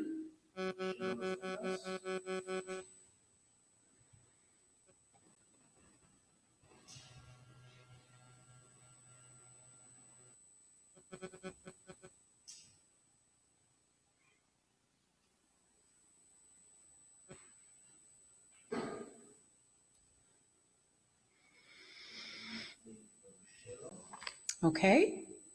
Next on our list is Mark Kuki.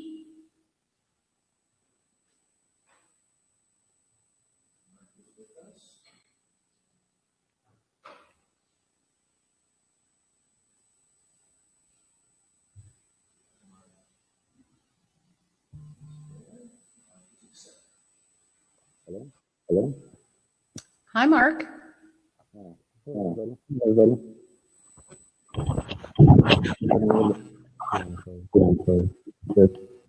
We're having some trouble hearing you. I would have to say that Oh, I'm sorry, Mark. We can't hear you. I do have to. I think so. Just Kevin. What exactly is the imminent threat of the face attack that would drive you to essentially dilute our electoral voice? And second of all, with regard to expansion from all the Paipoonge, with regard to subdivided land, etc. Where is this land coming from? Are you trying to privatize land? municipally owned land or town land. So we're having a little bit, or I at least am having a little bit of trouble hearing you, Mark. And I think your question is about where the land is coming from.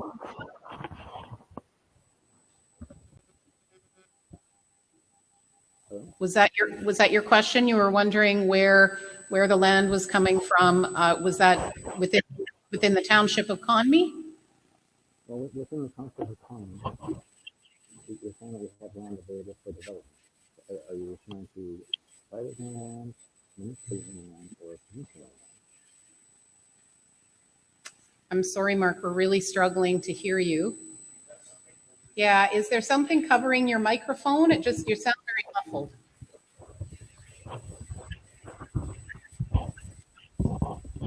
Can you hear me now? Try again. Can you hear me now? A little bit better, not quite. I'm wondering if it'd be better for you to call in on a phone line. Are you using your computer? I am. Yeah. Do you have the phone number to call in? I'll call back.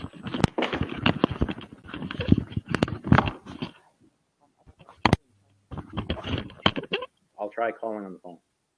Oh, now you're clear as a bell. Okay, great. Okay.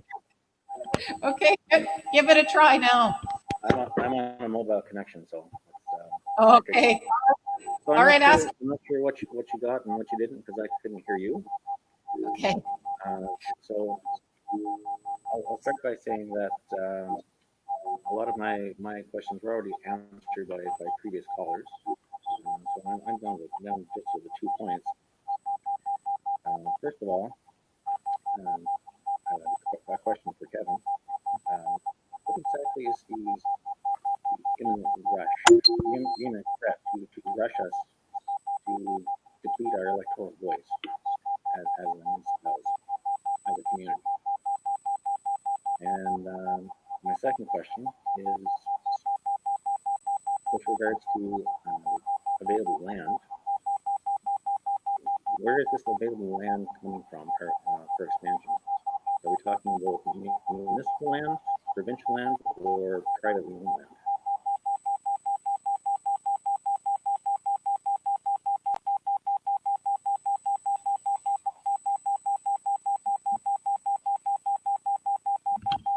Thank you. I got the second question about the land. Was the first question what I heard was, what's the rush? And then there was something about electoral voice, but we didn't catch the whole question. With regards to the rush, right? What is the imminent threat?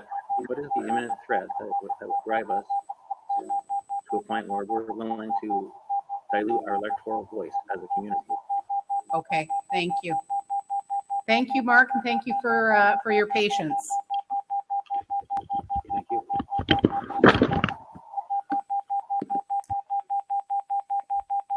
Where's that beeping? Is that okay? Okay. So our first question, and I think this was directed to Conmee, is what's the rush, and the concern is around diluting the electoral voice. So without Conmee standing on its own, there's concern around there. The second question was, where is the available land coming from for expansion if this merger happens? Thanks, Mark, for your question. Try to answer it. I was having difficulty hearing you as well. But your first question with regards to the rush and the electoral voice of the residents of Conmee, I'm making an assumption here that your concern is, I'm going to take the second part, that your concern is that Conmee is going to lose the opportunity to have input on the affairs of the community in a merger. I can only go on that for the first 2 years of any merger, if it takes place, There will be 2 members of the current Conmee Council that join the current Oliver Paipoonge Council for the remainder of this term, just to bring that history and that knowledge and that background for the Township of Conmee to the council tables moving forward. In the next election, all municipal councillors would be elected at large, and there's opportunity for candidates from Conmee to put their name forward, the same as what there would be coming from Oliver Paipoonge. With regards to the rush, I think we talked on that a little bit earlier, that we found ourselves with a staff predicament in early March. We brought in Oliver Paipoonge staff to help us through it while we looked at replacing staff. In the meantime, that's when we discovered the synergy in operations between our 2 communities. We felt warranted further investigation. And that's why we've done it. At this time, if a merger is to take place, the other potential saving that we have, or the real saving we have, is that there's no severance costs associated with staffing issues in a merger moving forward. So, and Rush, we've been looking at it 6-7 months now, doing the study, doing the research. I feel that to maximize the savings that can be realized from this merger, I don't see I think that warrants moving forward and implementing the merger as quickly as possible so we can maximize those savings and those efficiencies. The available land question, I'm assuming you're asking about for the development that Mayor Lucy had spoke about earlier with regards to running out in Oliver Paipoonge and coming to Conmee. So I'm assuming your question is along the lines, where will the land be coming from for that development? And I would suggest it's from private development. The member municipalities of the LRMC have been lobbying the government for a number of years now to start freeing up some of the crown land that's located in our municipalities, especially those lands that fall upon open and maintained public roads, so that we can maximize the revenue potential for our community to help offset our expenses.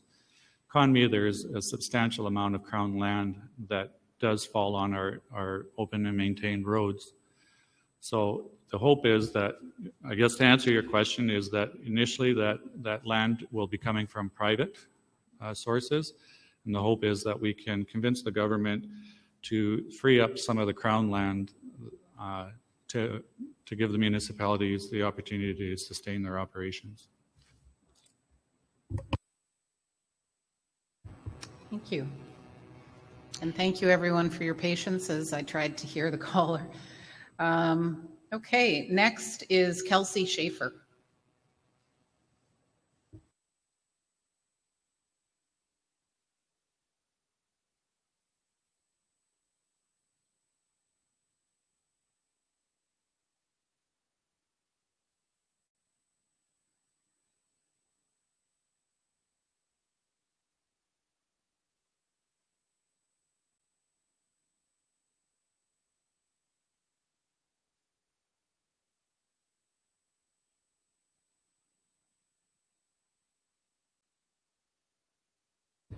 Okay, next on our list are Leanne and Matt Tarnowski. Okay. Next is Donna McNally.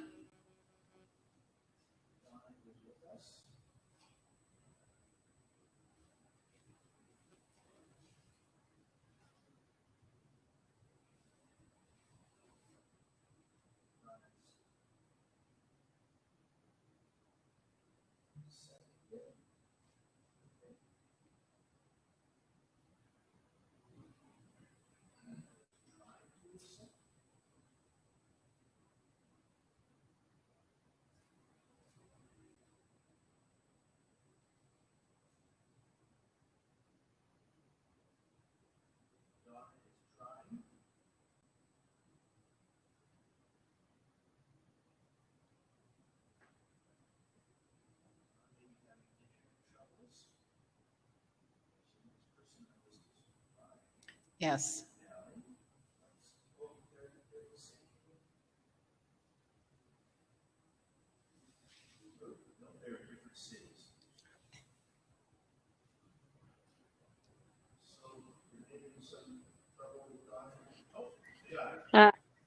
Hi, Dawn.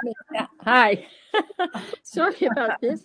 I've been traveling. My question is, are the ratepayers going to be able to vote on this merger? And if not, why not? Because I feel very strongly that it is not the council's decision. It should be the ratepayers' decision. And I don't feel that we're hearing everybody's voice even in 3 meetings. So I think there should be a vote on that proposition. Personally, I agree with David. I think it's very rushed, and we haven't really had time to really look at things properly as ratepayers. And we've had a number of surprises in this township, and one more is not something that I think you want to give the ratepayers of this township. Thank you. No.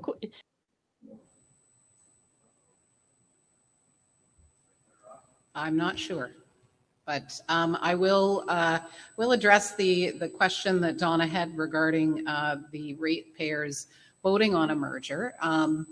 The issue of whether there is a plebiscite or referendum is governed by a provincial legislation, and the councils have been advised by the Ministry of Municipal Affairs and Housing that questions relating to municipal mergers are matters of provincial interest and therefore cannot be the subject matter of a plebiscite or referendum. So unfortunately, this is outside the jurisdiction of either council. So that's on the plebiscite question. I don't know that there was any further question asked or point to be made. I think it was repeating what had been said. So if everyone's okay, we'll move on. Okay. Yes, the next person was Ryan McNally. Okay. Hi. Hi, Ryan. Hi.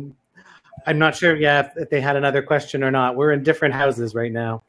So I'm going to go with my list of questions that I have here, and I'll try to go slow so you can take notes. I'm on the questioning side as well of this and have some concerns, and it does feel rushed, so I'll just put that out there as well. Question 1. How can we avoid confusion with Riverview, New Brunswick, or the 20 other places in Canada with the name Riverview? Was that given consideration? And if so, how are we going to avoid that confusion? Why not involve the community in proposing a name? There's a number of online platforms that could be used, and it would give people a sense of participating in this process rather than having it happen around them. The next one, 3, can the Minister of Municipal Affairs increase the area of a proposed merger? For example, by proposing this, will we end up being merged or some kind of amalgamation with the city or O'Connor, Gillies, some of those other things? Can the Minister, by initiating this, will we end up somewhere we don't expect to be? I know one of the savings that's listed and mentioned several times is fewer councillors. That assumes all councillors are paid the same. I was just looking at the Oliver Paipoonge budget. I see that we pay for benefits and salaries for councillors $130,000 a year. That's a significant salary. And if salaries were less, we could actually have more councillors. So, and then why did they choose at large as opposed to representing different parts of this municipality? What is the rationale for not representing different parts? Why not keep area ratings for taxes over the longer term? I'd like to hear a bit more about that because it is quite possible to have different service levels in Roslyn Village, for example, than in Conmee. Everyone talks about taxes, that goes up because things change and staff has increased considerably. That's the other big area I've seen of increase. So are we guaranteed that staff are not going to need to increase, or is that just a hope? And I'd like to hear the politicians' comments on that. Why didn't we seek to invite other municipalities into this conversation? If bigger is always better, it would seem that taking in, again, Niebing, Gillies, O'Connor, and Gorman Ware, for example, unorganized territory, would increase our voice. And then finally, why didn't you start with an engagement plan of the municipality, of the people, back in May when you were gathering together to have these conversations as mayors and staff? And I'd be Oliver Paipoonge. Okay, thank you very much. Okay. I see you've got your mask off, so you're ready to answer some of those questions. I'm ready to answer some of them for sure. Okay. In regards to the name, when an organization or communities look into a merger or an amalgamation, the province requires that we submit a name for the new municipality in the program or in the study. That does not mean that that name has to remain as it is proposed. The council, or if the merger takes place, the council of 2021 would look at possibly engaging the public, getting suggestions of names from the public, perhaps even having a vote on the name. And that was done when Oliver and Paipoonge first amalgamated in 22 years ago. It went to a vote of the public, and that's why we had the name that we have. In regards to, just trying to, the MMH, the Ministry of Municipal Affairs and Housing, or the provincial ministry can amalgamate or force amalgamations anytime they wish. All they have to do is change the legislation. And at this time, their legislation says they're not going to. But like every good provincial and federal politician, things can change overnight. And so I don't know what the future will hold in regards to that. But at the present time, they would not force an amalgamation. In regards to the salary of the councils, I don't believe that we are, I cannot speak for every councillor, but I do not believe that at this time we're interested in increasing the size of council. 5, it seems to be the magic number throughout all of the municipalities in the area. It's a workable group, and having more people at the table does at times make it a more difficult time to make decisions. But again, if a council in the future decided that they wanted more people at the table, that would be something that they would have to bring to their municipal, would have to bring forth as a resolution, and I'm sure the public would have some comment at that time. We have not, at the present, looked at different rates of taxes for different areas, but I can certainly pass it to the CAO to find out what the pros and cons would be on that. And I'm not quite sure.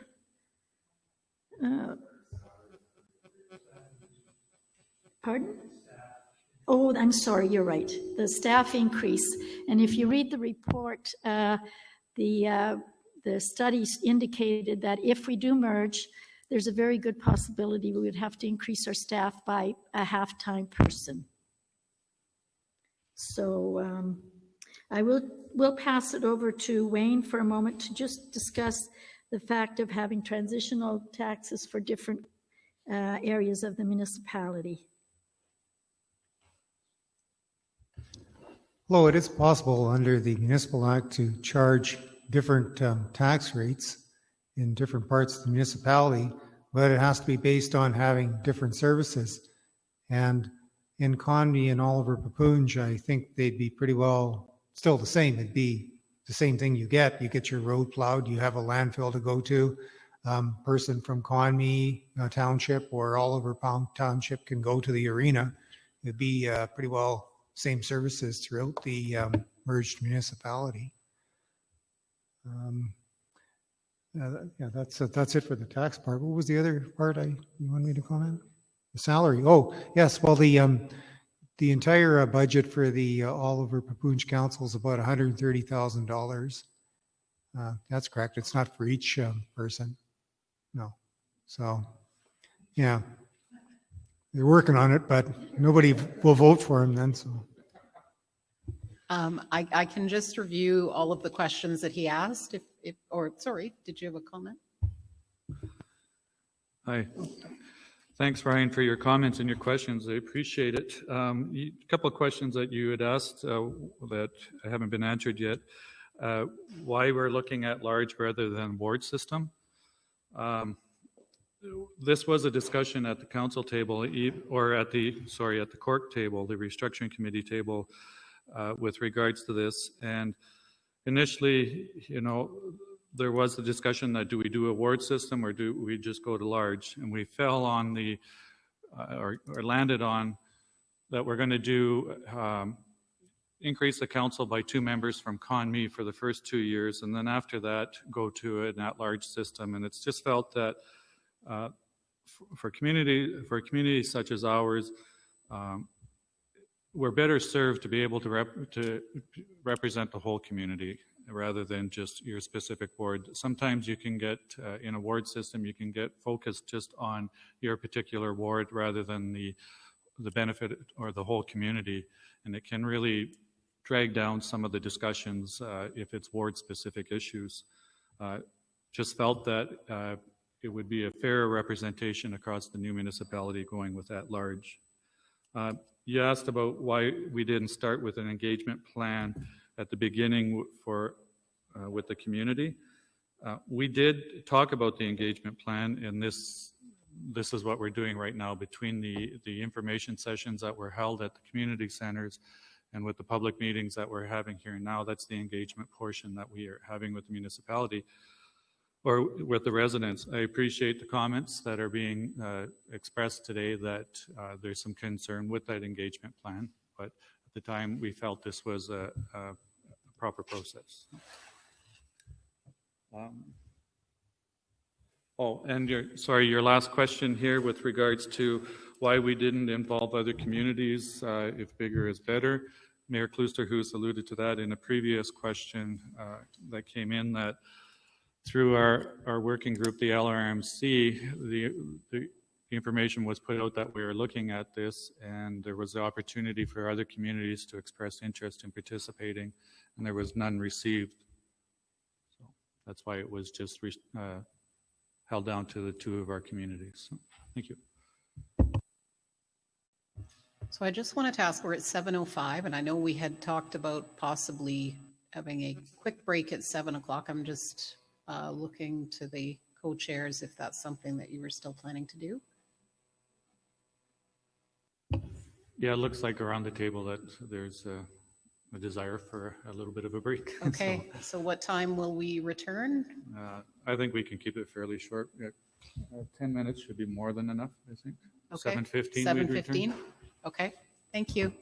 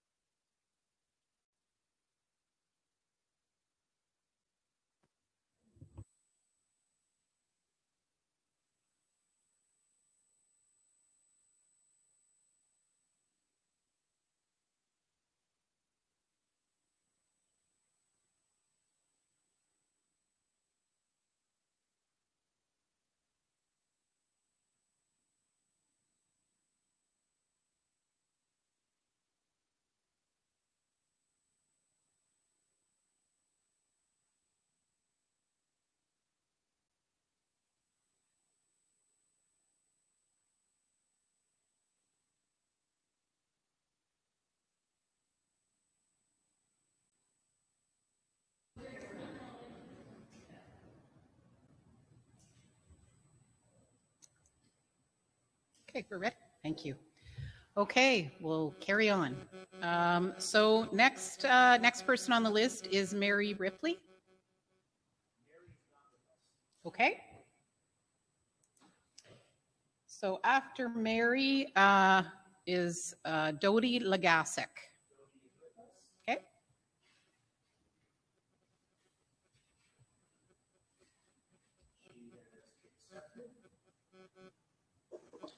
Hello, good evening, everybody.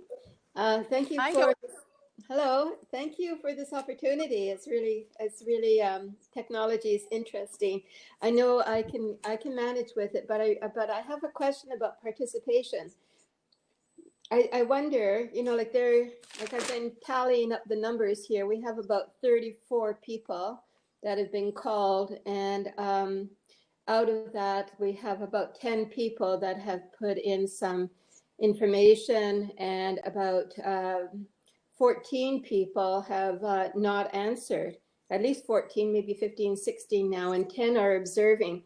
I'm wondering, in terms of participation, whether you would say that what you're getting from the people who have elected you represents a high, low, or medium distribution or like input, and whether that's appropriate during these COVID times. It is, this whole idea of a merger came in the spring when the public was told to stay at home because of COVID. And we're now into a second wave, not here, luckily, but in Southern Ontario. But we worry about it here. And so we're into a potential second wave.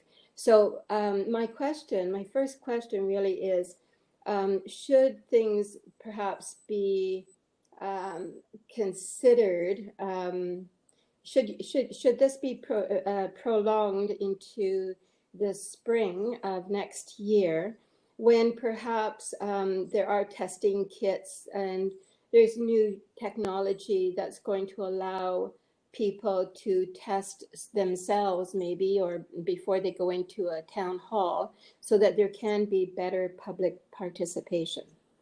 In terms of public participation, I think we need much more time to make this information available. We have 6,000 or so in Oliver Paipoonge, 1,000 or so maybe in Conmee. So we need access to the full report. So our libraries, Maxine is wonderful about making available to us information.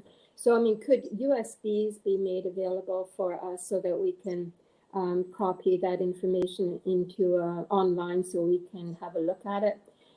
Or can Oliver Paipoonge produce more information? I was thinking perhaps of a chart, like of the pros and the cons.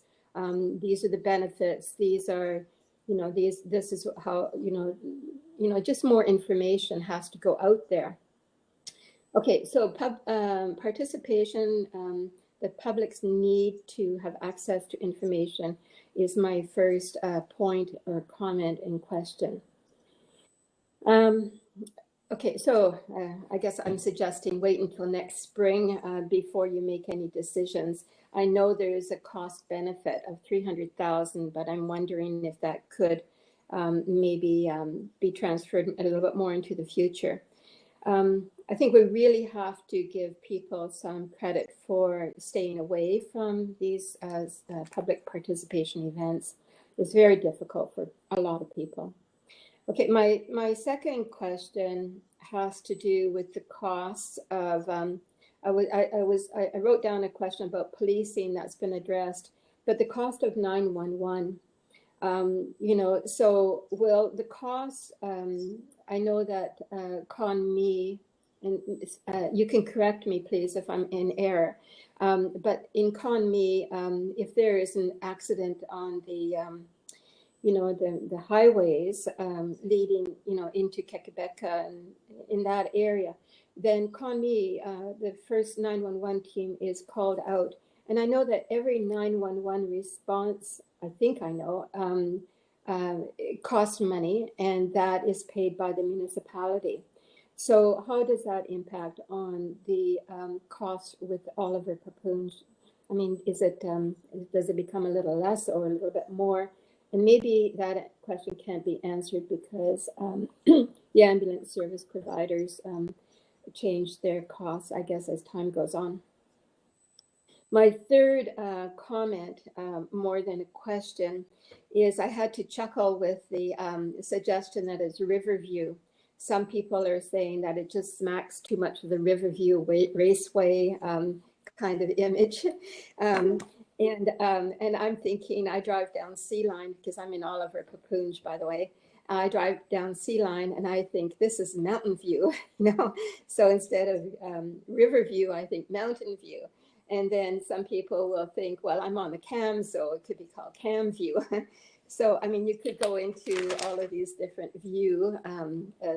Nor'wester View is a great one if you're going down towards the cheese farm. So, but I think serious consideration has to be put into the name because I know with Oliver Paipoonge, we have a historical connection to the word Oliver. And we have an indigenous connection to the word Paipoonge.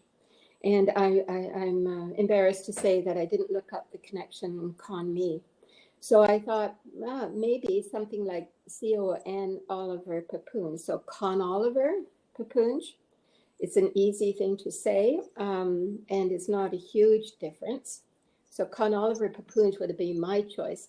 But I think this really has to go out to the public, and it really has to be their choice.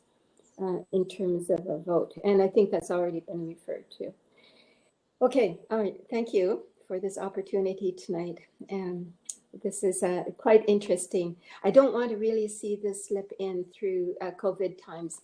I tend not to be conservative, and it kind of smacks of a little bit of a conservative move. So I just want you to give some due consideration to the percentage of participation that you're actually getting versus the population that you're actually representing. Okay, thank you. Thank you. Thank you, Dodie. In regards to pros and cons, if you do have the study in front of you, it's on page 64, and I'm not going to read them all, but it is in 64 in the study. And just for your information, if you look at the responses in regards to the survey, it was 4.5% of Oliver Paipoonge that submitted a response to that survey, and counting those that had gone onto the website to either look at or pull off the study, and those that picked up the packages, which are free and available at Oliver Paipoonge's office and Conmee's. In regards to Oliver Paipoonge, 9% of the public came and picked it up or went on the website to look at it. So it has been readily available to the public since the beginning or end of September, beginning of October. And that is the input that are those that have shown an interest in looking it up. And we also had the executive study printed right into the newsletter, and perhaps that is why some residents didn't go to the studies, because the executive study, the executive report was in the newsletter for them to read and to think about.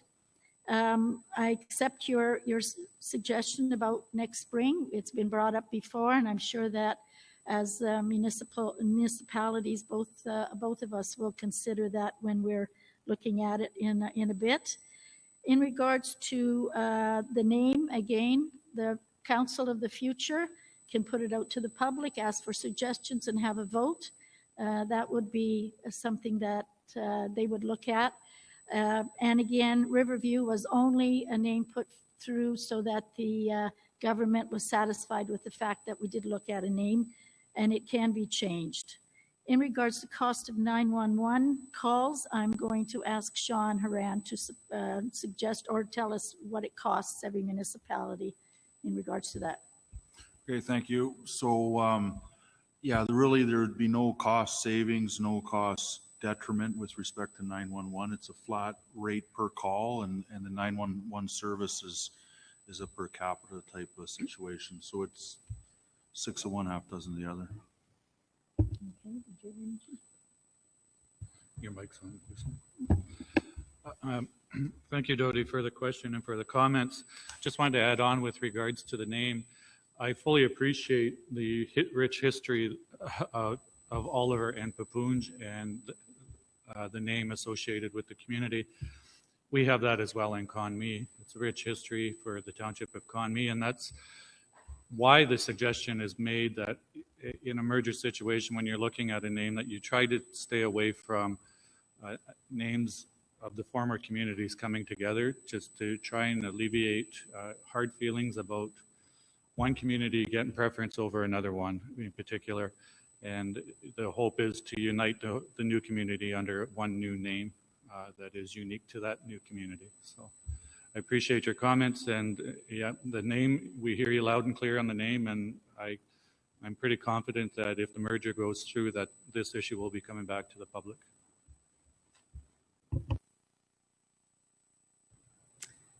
Okay. Next on our list is Kevin Halabaki. Okay.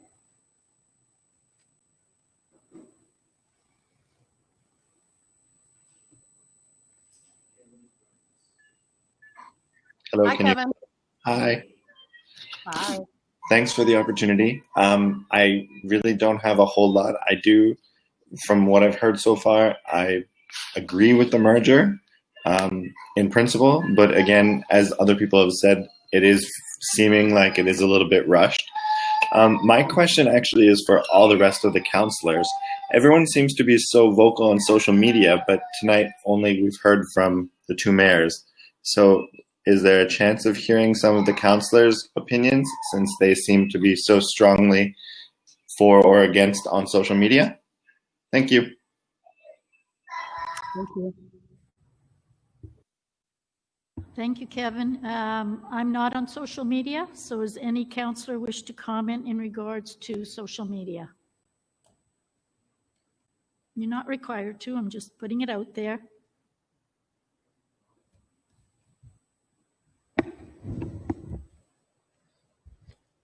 I'm Brandon Pashima, councillor for Oliver Paipoonge. I think I can see where your point is coming from. Just to mention the layout of this meeting, we did request that our mayors would answer the majority of the questions just to keep things running smooth. We do have a large list of people, and if people have specific questions, they can call on us like you did now. I know for myself, I'm not specifically commenting tonight because I'm just literally in listening mode. So for me, I just want to hear what people have to say. I have pages and pages of notes. And I think just so you know, if the camera goes around, you can see all the councillors are here. We are all very well engaged. And if people have specific questions, there's no reason you can't call on us. We're all here and everybody's listening.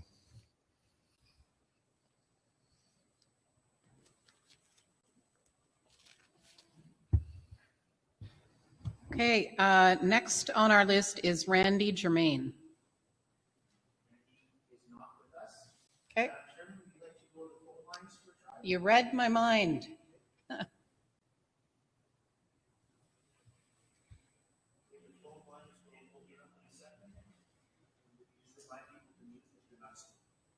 Okay, we're going to open the phone lines for questions. So anyone on the phone, you can ask a question. Please do, though, mute your phone if you don't have a question.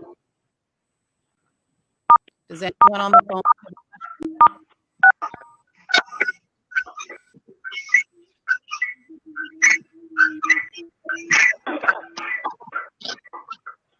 And again, we'd ask you to mute if you don't have a question. Who is it? Who is it?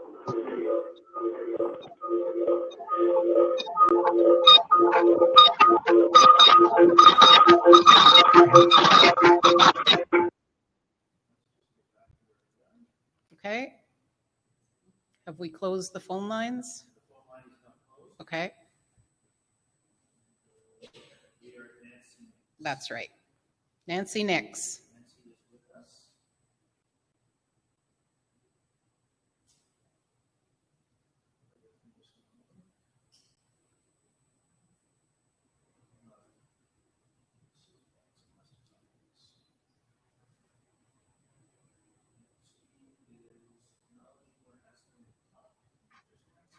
Hello. Hello.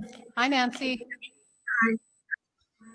I'm just, as I'm listening to all this, I'm thinking that 1% savings in taxes is not, sorry, I'm Oliver Paipoonge, doesn't sound like a huge amount. I know for some people, every savings is significant. And I'm wondering if the increase of hiring a half-time person, the cost is calculated into the savings that was mentioned.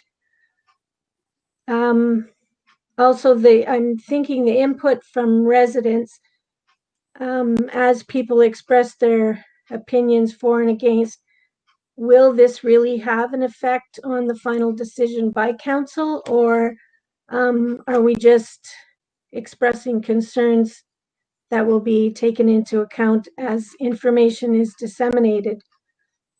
It's also been mentioned that there's the possibility of the government forcing a merger on any municipality. I'm just wondering what would be the benefit of going ahead and doing that on that possible presumption rather than just waiting to see if the government does force a merger.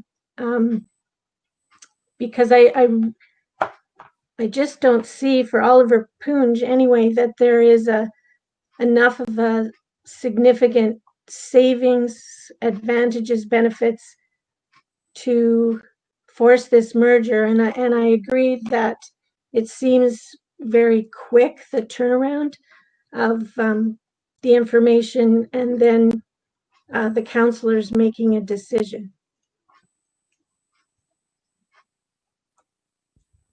Thank you. Okay, in regards to the part-time person, yes, that cost has been calculated already into that 1% decrease in Oliver Paipoonge's taxes and in the Conmee's taxes. So that is part of the, we've assumed that it's going to happen. It may not, but we've assumed it has, and it's been included in the study. Yes, certainly.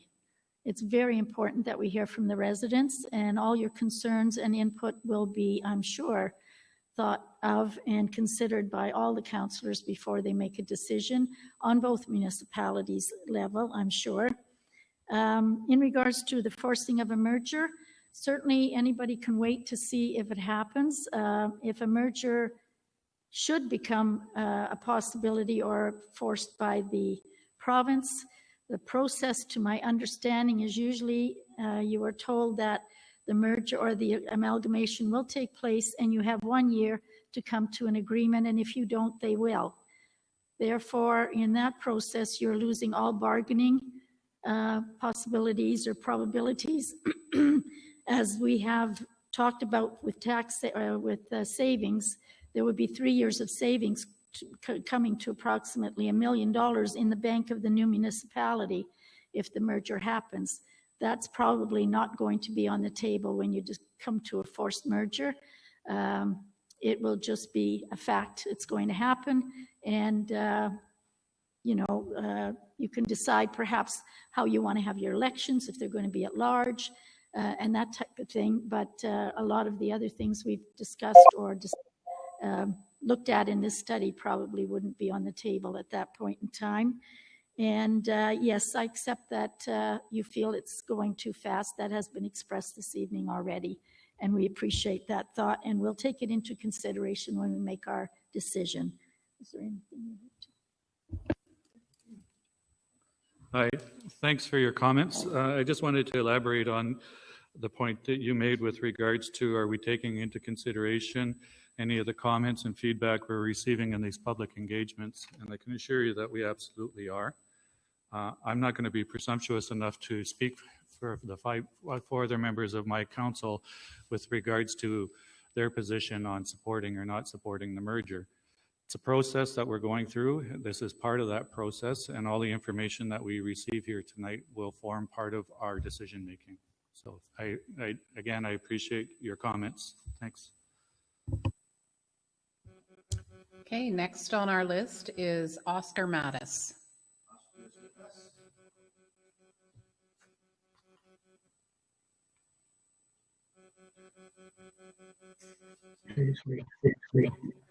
Good evening, all. Hi, Oscar. Good evening. As you said, my name is Oscar Mattis. I live in Stanley since 1947, so you can do the math. Ratepayer since 1971. I have to admit I've got no political experience. My career has been in the pulp and paper industry, so if anybody wants any information how to build a paper machine, I can help them out. I've got two sons. One lives in Ottawa, the other in Morello. My opinion on this proposed merger, like many others, I'm in the opinion this merger has no great benefit to Oliver Paipoonge taxpayers at this time. I agree there are advantages, but there are also concerns. The incredible detailed report became available on September the 28th. Perhaps council members got it before then. In any event, a decision in Oliver Paipoonge is going to be made on October the 26th, less than a month after the September the 28th report was available. It said the public would be kept informed through the municipal website, but not until the 28th was the details available. This gives you less than a month to review and give their input. I was able to review maybe 1/3 to 1/2 of the document. I sent to the councillors and restructuring committee a letter outlining my concerns and questions. Had incorrect email addresses for Councillor Maxwell and acting clerk Rosalie Evans, but I requested that they get this letter also forwarded. And I didn't realize, I also didn't include Councillor McMaster and Councillor Arnold, who wasn't aware that they were on his council. There was a comment earlier, and I'm going to hold this up here. Well, where's the camera?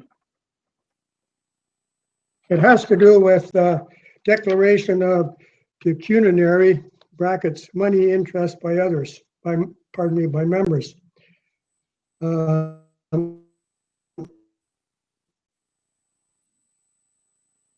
I didn't, the comment or the report, the question was asked earlier, but I'm going to throw this out. Let's say councillors Kampoff, Bishop, and Viss, or members of the immediate families had a business in Oliver Paipoonge, but lived and owned property in Conmee, or likewise with Conmee decision makers having no interest in Oliver Paipoonge. I ask, would this have a different slant on the proposed merger? In other words, conflict of interest. And I suppose the answer is all residents will benefit financially from this proposal. The Grant Thornton survey on September the 2nd and the 3rd, out of the 266, 265 said no, one yes. As mentioned earlier, that was a low percentage, but I think people might be just kind of scared to go out too. Our premier has been telling us to stay home, stay safe. Now, from my opinion, if I was trying to sell an idea, the benefits need to be presented so one can make an informed decision. So the report was the report, not the report on the survey, but the report that went out in September.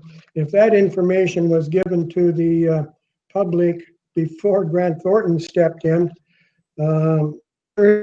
you would get a little bit more interest and input on the report.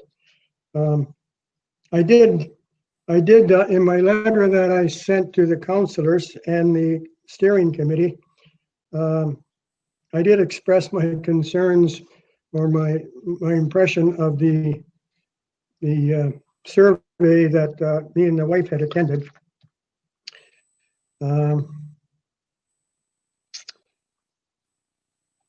Next question. The push to be in place by January the 1st. It sounds like the politics in the States there where they're trying to push that new judge into place before the election. Anyway, at the October 14th council meeting, discussion was to have in place by the 21st. We are in COVID-19 crisis. And again, there's been enough comment on that.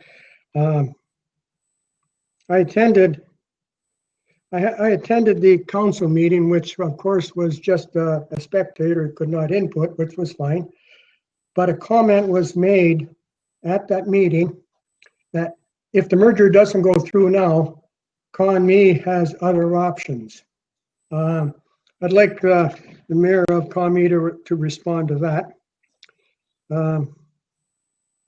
Financials, and this was, yeah, the chart on page 29. You can all go back after if you haven't already. Seems to be some confusion on the contents of the chart. I got two responses to my question in my letter, two totally different replies. So I'm a little bit concerned with the information in the chart or in the report. There was positive stuff for too, by the way. Conmee's infrastructure chart, page 38 and 32, I think it was, noted that the excellent conditions with no major capital expenditures in the foreseeable future. We have to take that as that's what it is. On taxes, okay, taxes are going to go down 30%, supposedly after 3 years. So that means that the current revenue that they're bringing in is also reduced. Revenue from the taxpayers is also reduced 30%. Has this been taken into consideration? And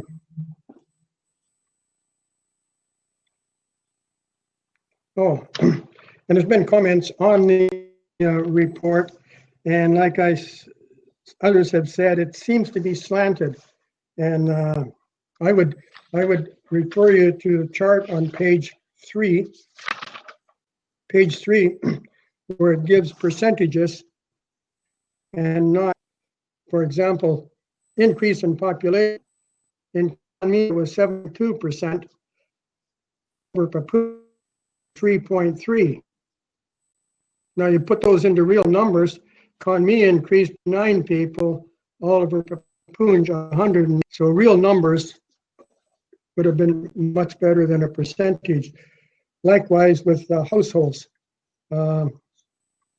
Conmee had a 4.9% increase in households, whereas Oliver Paipoonge only had a 3.3%. Guess what? 4.9% means 15 households. 3.3% on Oliver Paipoonge is 74 households, almost 5 times as much.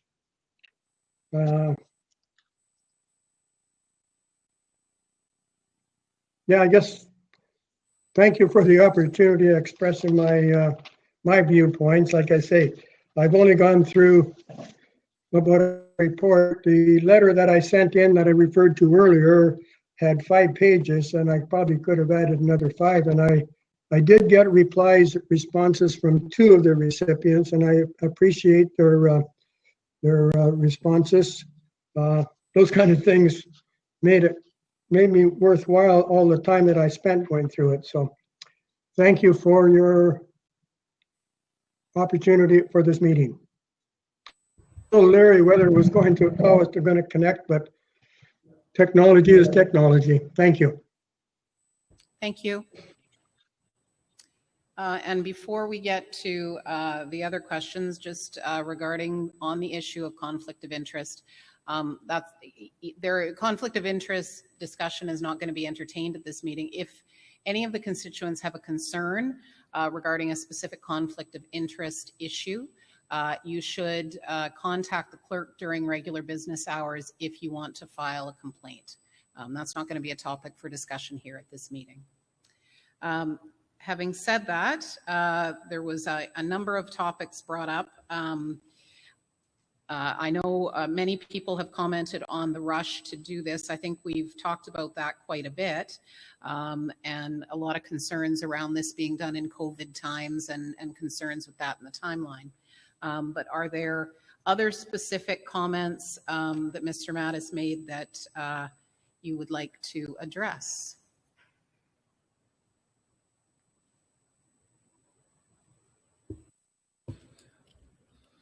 Hi, Mr. Mattis. Thanks for your questions and your comments. I appreciate you taking the time to join us tonight. Specifically, the question you asked with regards to a statement that was made at the Oliver Paipoonge Council that Conmee had other options if the merger doesn't go through.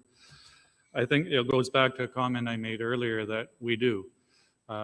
We will continue to operate as a municipality as we are right now. As I stated before, we are financially sound. Our infrastructure is good. We don't have any large capital costs coming up. Why we're looking at this merger is, again, repeat the comments I made earlier that there's some financial difficulties coming in the country, and any type of savings that we can offer to any of our residents is a benefit that we have to consider.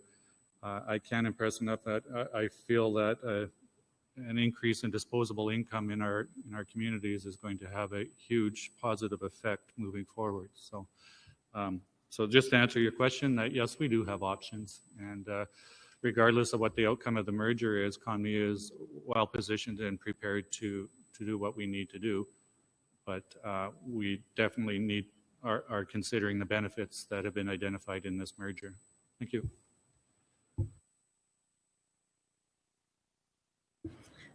Thank you, Oscar. I know you noted to me that, in the letter, that you did not know if you could get on here and you'd never done it before. I congratulate you. You've made it into our meeting and you've done a good job. We could even recognize, or at least I recognized you since you're a neighbor. You did ask many questions that have been asked already.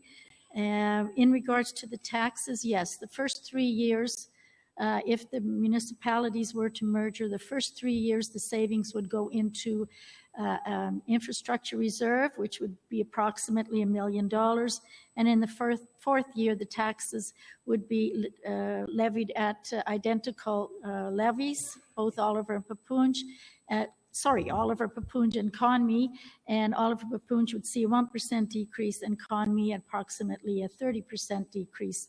That's to put us on the same playing field when it comes to taxes, and the savings would be going to the residents then rather than to an infrastructure account. Again, thank you very much for getting in and asking us those questions. You did have one question in your report or letter to us and asking about the cost of the Grant Thornton bill. It was divided 50-50 to do this study. It was paid by both municipalities at a 50% level. Thank you for calling, Oscar. Hi, Oscar, I just wanted to comment on the letter that you sent us over the weekend. I did receive that letter, but I apologize for not getting back to you prior to tonight's meeting. I had commitments on the weekend, family and business related, that prevented me from being able to respond to you over the weekend, which is what I ultimately would have liked to have done. So I do apologize for that. Thanks. Okay, next on our list is Tom Dawes. Okay. Next then is Pam Kane.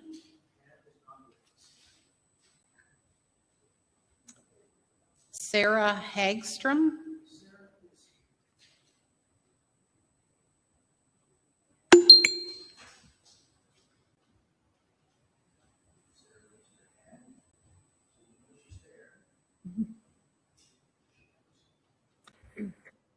Hi, can you hear me?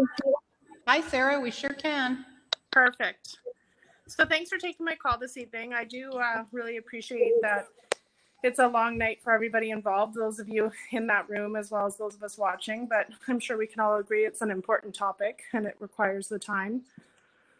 I guess my question is following up with what Sherry Pinner had asked about earlier, so I appreciate her request. This is specifically around a query related to policing. So I think we all, as adults living and working in the municipality, recognize how bids and tenders go and that you obviously can't predict the future or fortune tell. We're not asking about that. I think the issue specifically is related to the fact that in your report you addressed that two different municipalities that merge can have two different police forces doing the policing, but in the future moving forward, the likely possibility is that you're going to look to move to one contract. And I guess the issue that I think Sherry was asking about that I felt wasn't perfectly or realistically answered was related to the infrastructure required. Not both, from what I understand, both policing systems require different towers for communication. And right now, Conmee uses OPP, which has the towers that work for them. And Oliver Paipoonge uses towers that Thunder Bay Police radios work on. Should we merge, and in the future, contracts are looking to merge together, then what happens in that regard if Conmee needs to put a tower up? From what I understand, and I haven't sourced this out for legitimate source, but what I understand is that Nebing looked at this several years ago when they were considering a bid for Thunder Bay Police to police their location, and it was going to cost around $1 million or so to put that tower up. So if we merge, we have different policing systems in place now, and then we merge into one bid for contract. Is that going to unfairly disadvantage Thunder Bay Police from bidding on that contract, or the council from responding to that contract if there's added infrastructure that isn't being considered now and that might be folded into municipality of Oliver Paipoonge residents who have merged with Conmee? And I'm in municipality of Oliver Paipoonge. Thank you. Thanks for your question. Thank you for calling, Sarah. In regards to policing, have discussed this with our CAO as well, is in a few years, our contract is over, December 31st, 2023. What Oliver Paipoonge has done in the past is at times we've extended the contract for another 5 years, and then every 10 years or so, we put it out for tender because tenders help to sharpen pencils. You get a little better price if you put a tender out again. If the tender is put out in 2022 for a price for service starting January 1st, 2024, both the OPP and the City of Thunder Bay would have the option of pricing policing only in Oliver Paipoonge and only in Conmee, or as one municipality. And if the City of Thunder Bay felt they could not police the Conmee area, then we would certainly entertain continuing to keep two police services. It's happened in other communities in Southern Ontario where they have two different police services, and it works just fine. So this does not mean that if the City of Thunder Bay decides they do not want to include the Conmee area in their quote, that would be perfectly acceptable, and we would accept whatever area they wish to police in the future. Oh, did you want to? Hi, Sarah. Thanks for your thanks for your questions and comments. Appreciate it.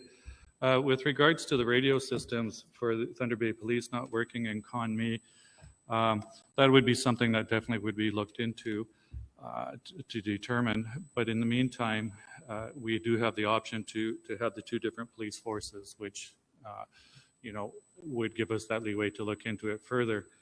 I chair the Lakehead Police Services Board right now, and at our meeting last week, there was the topic came up of the merger with the Police Service Board, and this topic did come up with regards to communications challenges in Northwestern Ontario. They indicated to me at that meeting that the police are currently undertaking $1 billion plus look at the communication systems across the province of Ontario for the police force. And my understanding from, and again, this is more details that I'll be looking into. I don't have them all right now. But my understanding was that it was going to be a system that would allow for municipal services to access the telecommunications. This is very preliminary discussion. As I said, I don't have all that information, but it certainly be something that we would be looking at moving forward. Thank you. Next is Patricia Hari.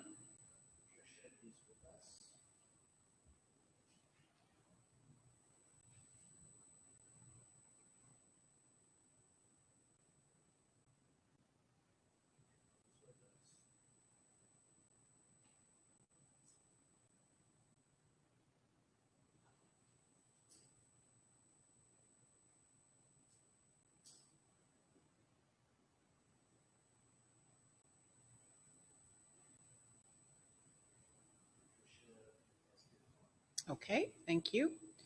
And just a reminder for those of you on the phone, if you can, *2 will let you raise your hand, but we will give you an opportunity in a few more minutes if you have a question and you're not able to do that. Next is Jennifer Hughes.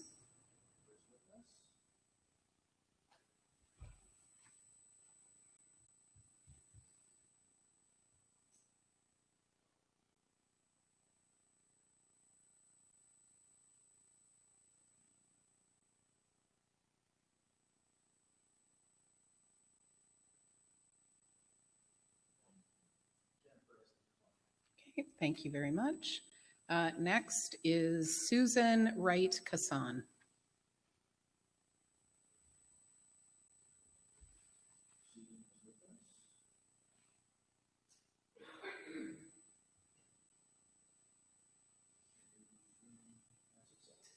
Great.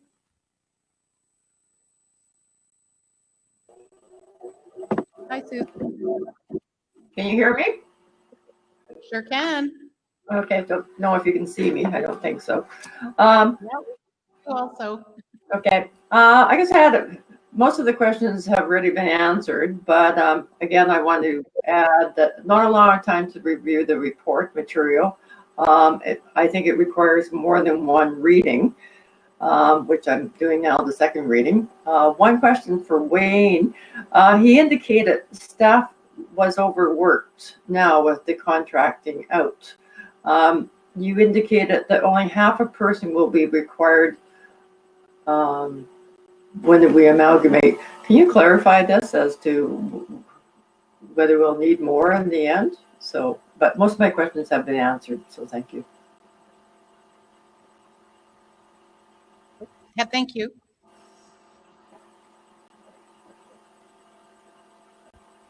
Yeah, the comment I was talking about being overworked staff, the difficulty is our treasurer and our accounts payable person that are working on it, they need to come out and do some of the Conmee work, and they still have to focus on their own work. And the idea is that it'd be easier for us to do the financial area if it was all one thing. The idea of having an extra person, it was a half-time person, there wouldn't be any office staff here in Conmee, so the forecast calls for a half-time person to be doing processing stuff, recording payments, answering calls from people for dog tags, that type of stuff. The high-level financial area, that's where we're having the pinch right now, is we're having to deal with 2 sets of books, 2 tax rear listings. That's the issue that you have when you're running 2 municipalities. And if you had one, and that part of it would go away, but you'd still need some bottom end support to do the basic bookkeeping stuff every day.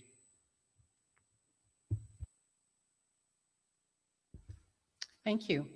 We'll move on to the next person, Jeff Albanese. Jeff is not with us. Okay, thank you. Next is Daryl Flank. Okay. And while we're waiting for Daryl to join us, thank you very much to the recent callers for just letting us know you agree with previous callers. Please, to anyone who's going to speak next, we're looking for your either agreement with others or if you have a fresh question or point that you'd like to make. Hi, it's Daryl Flank here. I'm a resident of Oliver Paipoonge. I have reached out to a few councillors and mayor about some questions that I did have, and I appreciate some of the conversations and some of the responses that I did get. So I'll go through some of the concerns I have, and then I'll follow up with some questions.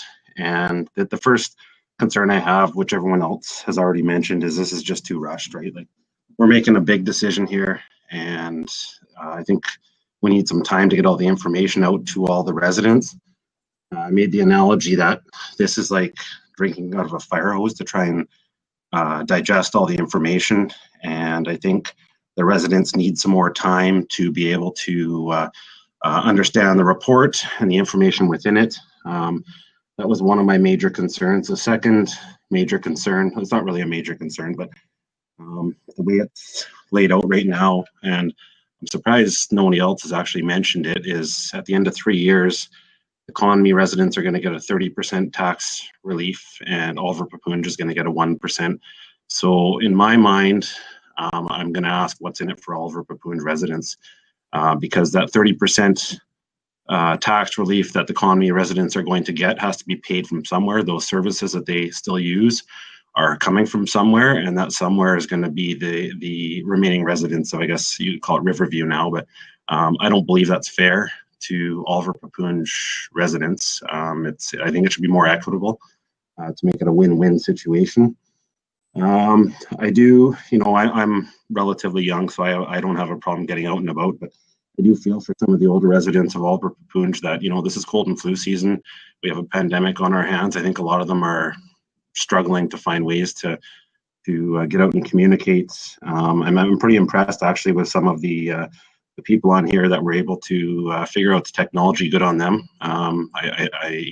This is a new world, and good for them.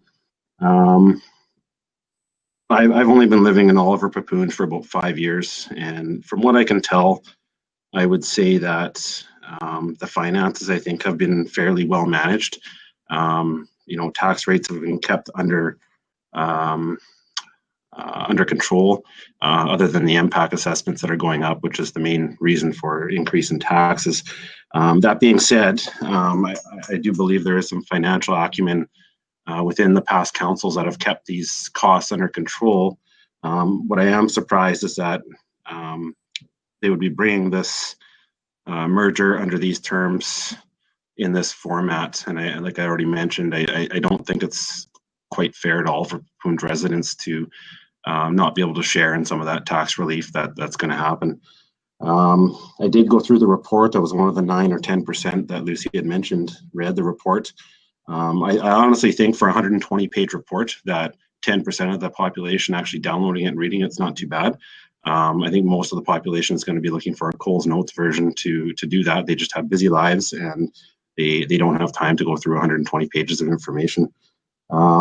In terms of the audits, savings, and the volume purchasing savings, I believe those are peanuts in the whole grand scheme of things. I'm skeptical on some of the savings that were brought in the report. And the report, in my line of work, I hire a lot of consultants for doing different things, and this report was completely one-sided. It was either, I don't know what happened. I almost think that they were told what to write, but they were looking at all of the pros for merging, and they basically said we didn't really look at the status quo because that wasn't what they were doing. So I think there are some pros of the status quo. I'm not for or against the merger. I just want to, I'm a taxpayer. I have vested interest in making sure that everyone gets a fair cut of whatever happens. And then, I had talked to a few people about this as well on council, and I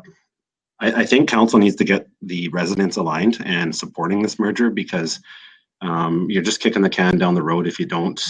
If things go ahead on October 26th and everyone votes to do the merger and the residents aren't happy with that, they're just going to turn their sights on the ministry and they're going to flood them with information and requests and concerns. And I don't know what that would do to the process, but I'm a firm believer in getting everybody aligned, or at least mostly aligned, before moving forward. It just makes things a lot easier. So anyways, I don't want to take up too much time, but the questions I have here are, first one is, will council consider delaying the vote for approximately 6 months to better consult with the residents and get better information out? And the reason I say that is I think there is some misinformation out there. And if this merger is in Oliver Paipoonge's best interest, then getting the information out in a clear and concise manner will change people's minds. Second question I have is, how much community support do you think there is for the merger in Oliver Paipoonge? Third question is, would you consider changing the merger terms to have a more equitable benefit to Oliver Paipoonge residents for tax cuts? And that's it. Okay, thank you very much. And I'm just going to clarify before we hand it over. The report that you read was written by management and the restructuring committee. It was not written by Grant Thornton, just for clarity. So I'll hand it over now to answer those questions. Okay, thank you very much for calling, Daryl. In regards to delaying the vote, that would be something that council would have to look at on October the 26th. There is no way that I would comment or even pretend to comment on how the other remainder of Oliver Paipoonge Council would think on that topic. I do not know how much community support there is. Personally, I've had calls on both sides. I've had people who have asked very good questions and I've had very good discussions with. I've had people who called me and told me it was a bag of garbage.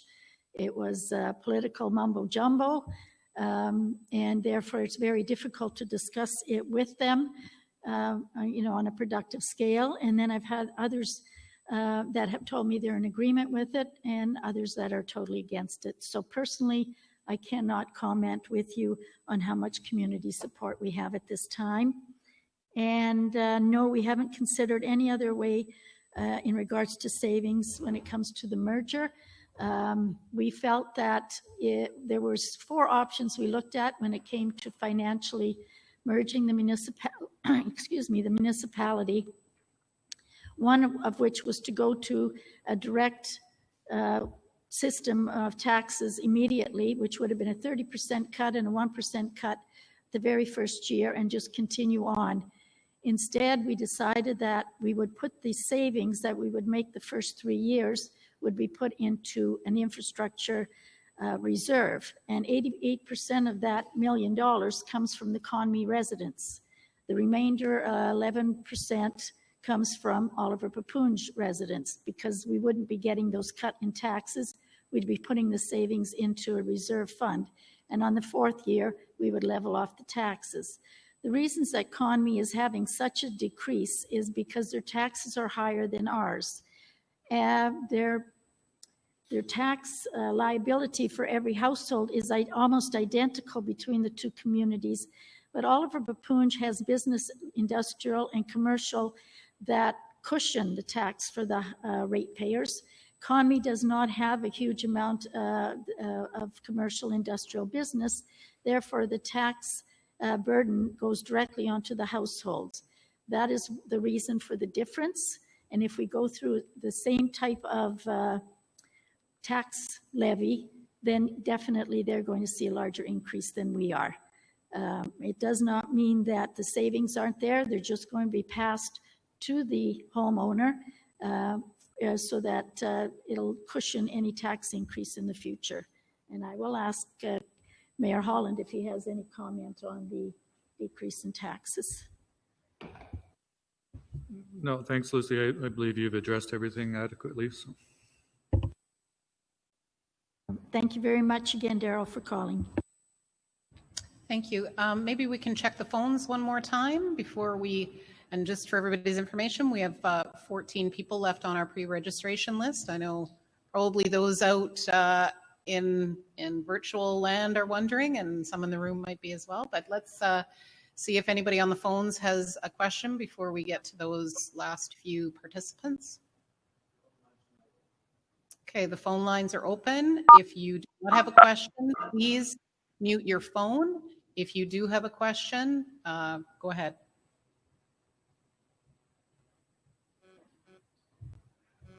Okay, hearing nothing. Hi, can you hear me? Yep, I can hear you.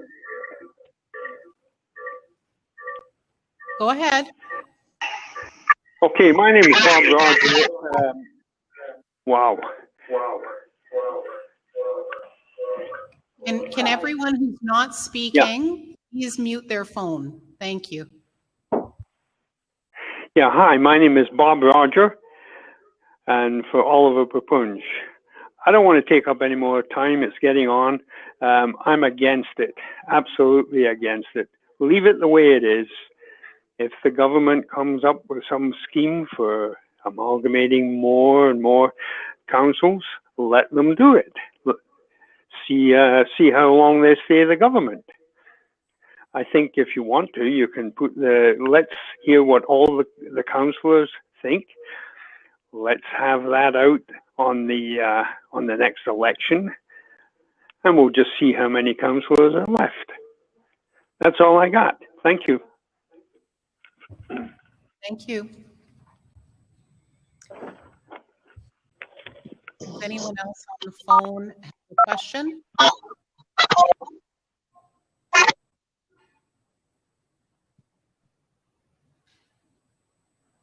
Hello. Yeah, hello. Go ahead. Reminder, please, everyone else mute your phone.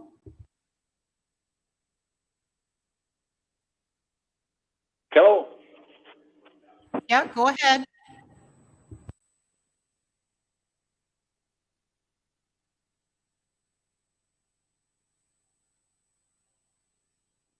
Did someone have a question? Yes, I do. Okay, go ahead. I guess my my main question is in the last Oliver Paipoonge newsletter that came out, one of the comments in there that's written down was the merger of two like-minded rural municipalities will avoid the possibility of a forced amalgamation. Where is this coming from?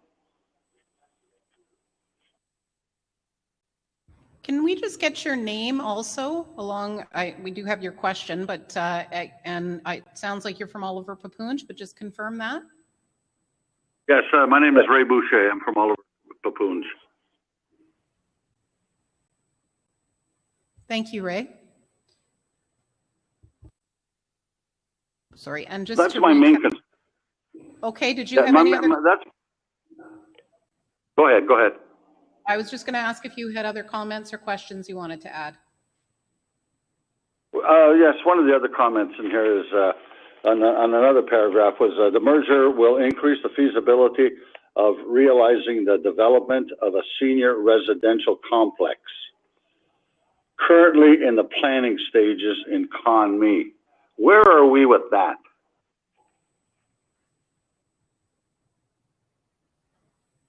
That would be a question for Kevin. Okay, did you have any other questions? We'll take down all the questions and then we'll give the representatives here a chance to ask. Well, another concern I have about merging is years ago, the Grattan Road area was part of McIntyre, the municipality of McIntyre. When it merged with the city, that portion of McIntyre, the taxes in that area went up substantially. I have a friend of mine who lives on Grattan Road.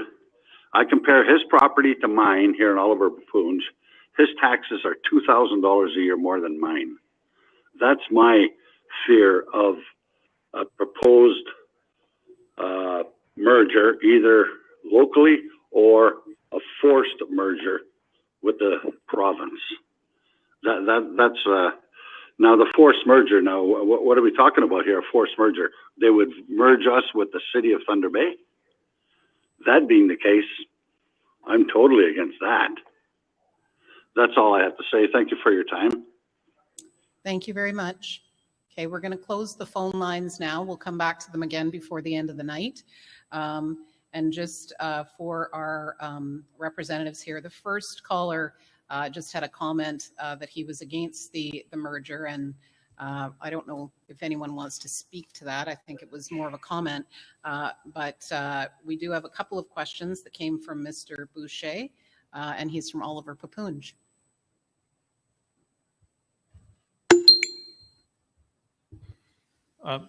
Perhaps before we turn it over to Mayor Kloosterhuis, I'll answer your question, Ray, and thank you for it with regards to where we are at with the Pines on Hume development on Hume Road. We did get derailed a little bit during this year in moving the project forward as quickly as we had hoped, obviously because of COVID and restrictions that created for us. We are currently in a feasibility study and a land use planning development with a company to move it forward. We've had negotiations and discussions with the Ministry of Municipal Affairs and Rural Affairs, and we are in discussions with investment groups on the project. Things look to be very promising. There is a misconception out there that this project will not move forward unless there is a merger. That is incorrect. That there is no reason for us to believe that this project can't move forward without the merger. The benefit of it with the merger is that it increases the tax revenue that will be coming to the new municipalities, thereby enhancing the savings that we are anticipating as a result of the merger. But the Pines on Hume is still very much moving forward, and we are excited by the project. Thank you. Thank you, Ray, for calling in today. In regards to the comment of a merger between two like-minded rural municipalities may avoid a forced merger, it may, as I said, avoid a forced merger when the government sees that you are trying to come up with savings voluntarily rather than having someone tell you you have to. In regards to your comment about higher taxes with a larger community, that's what we mean when we say two like-minded rural communities. If you have a large community like the city of Thunder Bay and you get enveloped with a large community, for example, they had it in Sudbury and then it became Greater Sudbury, of course the taxes are going to increase in the rural area because you are paying for them to repair their infrastructure, their pipes in the ground, their sewage treatment plants. So very often you will see that a merger between a large city and a small community or the rural areas will see their taxes increase drastically, and those taxes will be used to maintain or increase the services in the larger area like a city. We're anticipating that because we're two small communities, that will not happen, and the figures show that that will not happen. Thank you very much. Yeah, if I could just provide a little bit further comment on that with regards to when a larger center takes on a smaller center, they're funding their infrastructure needs. This report clearly demonstrates that that's not the case in this merger proposal. Conmee, as stated before, is financially sound. The infrastructure is in good shape. There's no immediate requirement for any funds to be expended to bring Conmee's infrastructure up to a particular level. We've done what was needed to sustain our infrastructure and put our municipality in a good position to make potential mergers an attractive offer. I just wanted to comment, there's a couple of comparisons made between one in particular with the Greenstone merger that took place and how that merger resulted in significantly higher taxes for certain segments of that community. I think we need to remember that that forced amalgamation did encompass a number of unincorporated areas within what is now the Greenstone borders.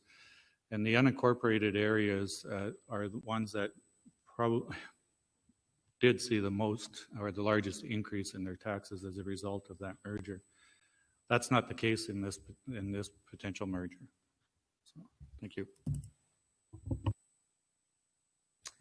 Okay, we'll go back to our list, and the next person is Brian Marion.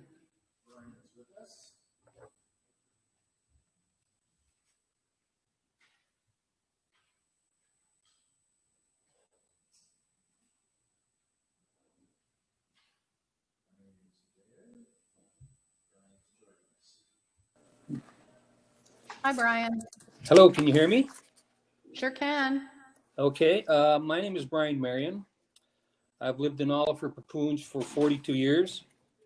I'm not a lawyer, I'm not an accountant, I'm not a politician, but I'm a concerned citizen. While I'm not against exploring the merger of Conmee and OP, I am against the process of where we are with things to date.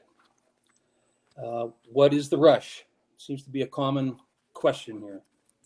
It seems the process is being rushed to meet a filing deadline so we can merge and become Riverview on January 1st, 2021, and to maximize our savings.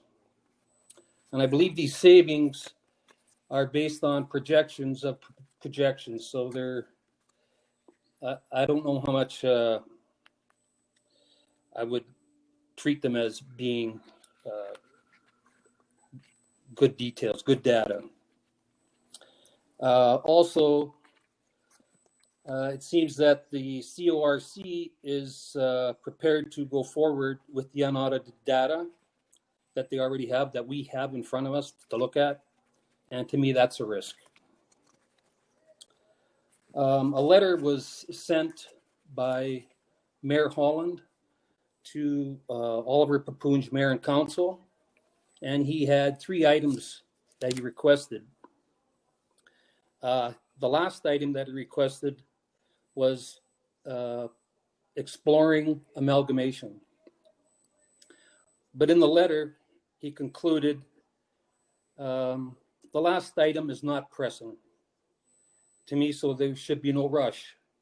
And so I would ask the mayor what has changed his mind that it's now pressing. At a May 14th council meeting, it was stated that outside consultants, i.e. accountants and lawyers, may be engaged to provide advice on amalgamation issues and scrutiny of the work done by the councils and their employees. To date, I'm not aware that that's been done, and I believe it should be before deciding on a merger. In another council report, councillors were asking what was going to happen to OP taxes. And quoting from the minutes, administration explained, there are many things to consider and little time to do the research. That doesn't sound very good to me in a situation that we're trying to merge, and we just don't have enough time to get all the right information we need. In the stakeholders' feedback on the merger, it was very clear. They wanted more information. The information they had was unclear, and they felt the process was rushed. I have since learned that from Councillor Bishop through direct contact and through Councillor Kempoff from his television interview that the projected savings now were approximately 1%. So I'm asking myself, for a reward of 1% tax savings, are we going to take on this risk with unaudited data? And speaking of risks, who's going to pay for the proposed Conmee-centered retirement facility in perpetuity? I got a feeling it's going to be the Paipoonge taxpayers. And one last observation. Seems there are 2 camps in the Oliver Paipoonge Council. The Yeas, Mayor Lucy and Councillor Postuma, as they were part of the unanimous decision to move this forward. And the Nays, Councillor Bishop and Councillor Viss. I'd just like to say that Councillor Kempoff, the fate of Oliver Paipoonge is in your hands. That's all I have. Thank you. Okay, thank you. Hi, Brian. I did want to comment that the report, the financial part of the report, was scrutinized and reviewed by Grant Thornton, as indicated right in the report. When it came to the other items, for example, how many museums do we have, that type of thing, that was just part of administration putting input. In regards to the roads and community items, aggregate items, that was all reviewed and audited by our Director of Operations, who is a professional in that department. And when it came to the fire department information, it was scrutinized, and the report was made by Sean Horan from Oliver Paipoonge. All of this information was scrutinized and audited by the professionals, not by the court group. All we did was put together the information. And I can comment to you that the savings were very conservative. And yes, part of that is the lack of time, but we could not exactly tell you how much our insurance would be decreased, because unless you go to the insurance company with a merged community, you will never know how much the decrease was when it came to things like insurance. So therefore, we were very sure that any savings that were looked at were very conservative. We did not go into the nitty-gritty of getting $1 here or $5 there. They were very conservative. In regards to the court community, Alana Bishop was also part of the committee at one time. And I will say to you right now that I think it would be incorrect to say who's for and who's against until the vote actually takes place on the 26th. Because as councillors, we are to remain open to all information and make a decision only when all the information is brought forward to us. But I do appreciate your concern as a concerned citizen and your comments on the rush, as that has been brought forward more than once. And I will ask Kevin to make comment on the seniors development.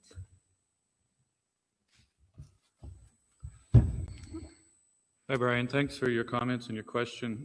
First, before I get to the seniors development, I address the question that you had with regards to the letter that was sent to Oliver Paipoonge, and where we had indicated 3 requests for consideration.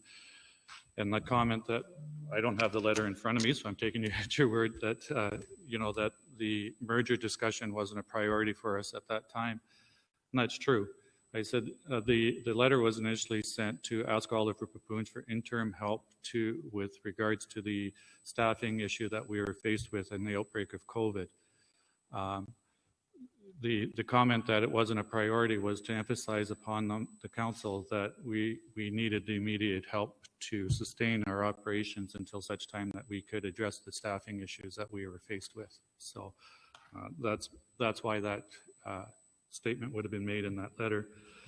With regards to the Pines on Hume becoming a burden on Oliver Paipoonge taxes, if a merger goes through, I can say that the way that the Pines on Hume development is being planned to move forward is that it's going to be set up and ownership will be invested in a nonprofit housing corporation that will relieve any liabilities or any concerns on the municipality being saddled with the operations of that facility for any reason.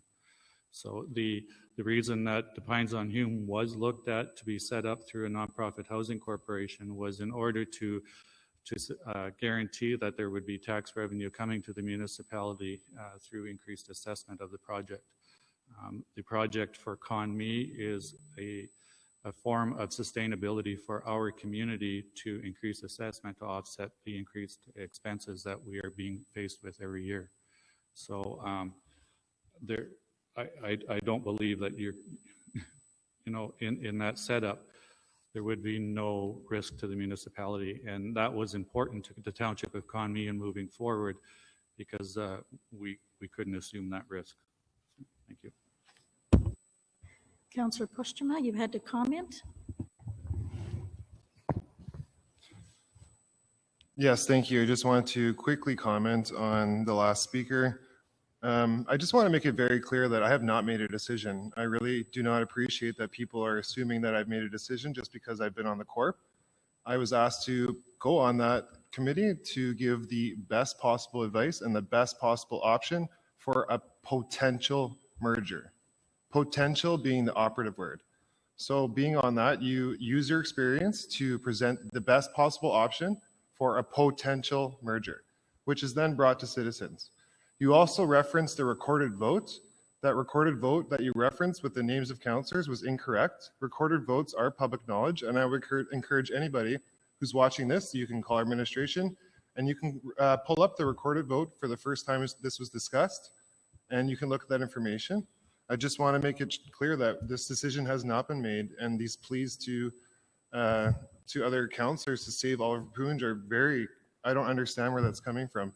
We're presenting information and taking this very seriously. Like, I have a whole book here full of pages. I don't want you to think that I've made a decision. Just because I was on Corp does not mean my decision was made. I voted on Corp to present that best option to council with what we had presented so that it could start to be edited through public consultation and changed, which is what we're starting now. So I just want to make it very clear, I have not made my decision. And I can tell you that this is not a decision that's been made, and this is not something that is definitely going forward. It is very far from that. Thank you.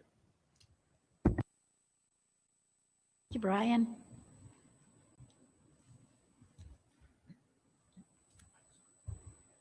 Okay, next person on the list, Leonard Roy. Okay, thank you. Next person is Camilla Tika. Okay, thank you. Next is Jim Kassan.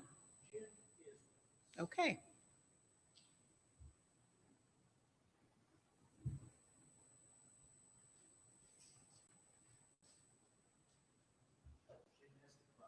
Okay. Oh. Okay. Okay.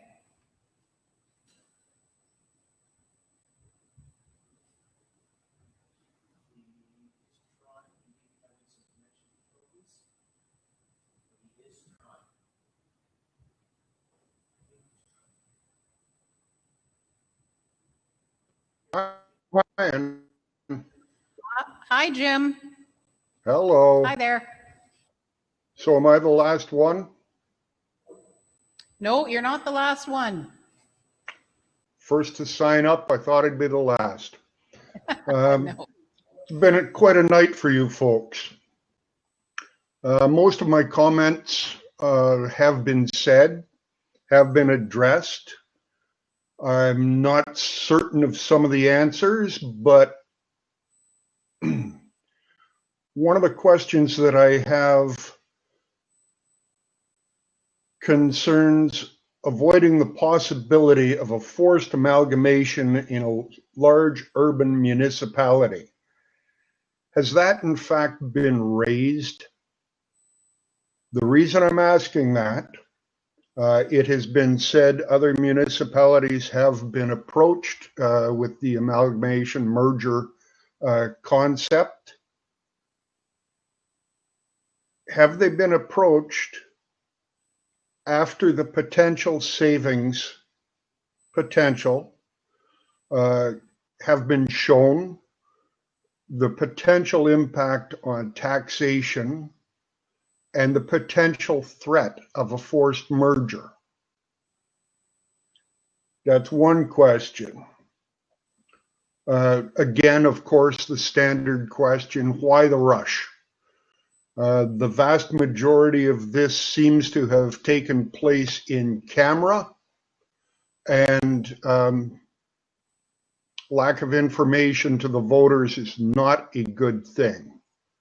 There is always the paranoid among us, self-included, that thinks something's going on and we're not hearing about it. It's been said that these are preliminary numbers and you haven't gone into the fine detail. Yet on page 12, table 3.2.1, get over here, annual increment saving in 2021 is $304,367.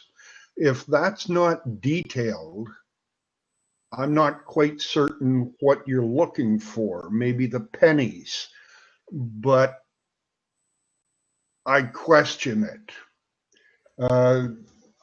It goes on to describe approximate savings in administration of about $200,000 a year. However, in April, Conmee, I believe, lost their administration, and that's why they approached Oliver for contract help. So the $200,000 you're saving is already not being spent. So you can't include it. So your 300 and change saving in the first year, take away the approximate 200,000. The bottom line is I question your numbers. And that's it for me. Okay, thank you very much. Thank you very much, Jim. Much appreciated. To address the question on have others been approached? No. Others, at the time when we started to look at the merger, we notified all the other rural municipalities in our area. We notified the city of Thunder Bay. We just sent a letter to the ministries and let them know that we were looking at it. And at no point did any other municipality approach us and ask to be part of this, either at the beginning or now. To my knowledge, I have not been told.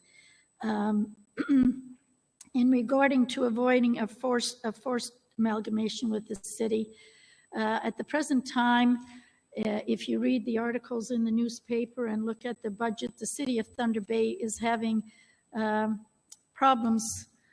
They are rather deep in debt and their tax level is quite high.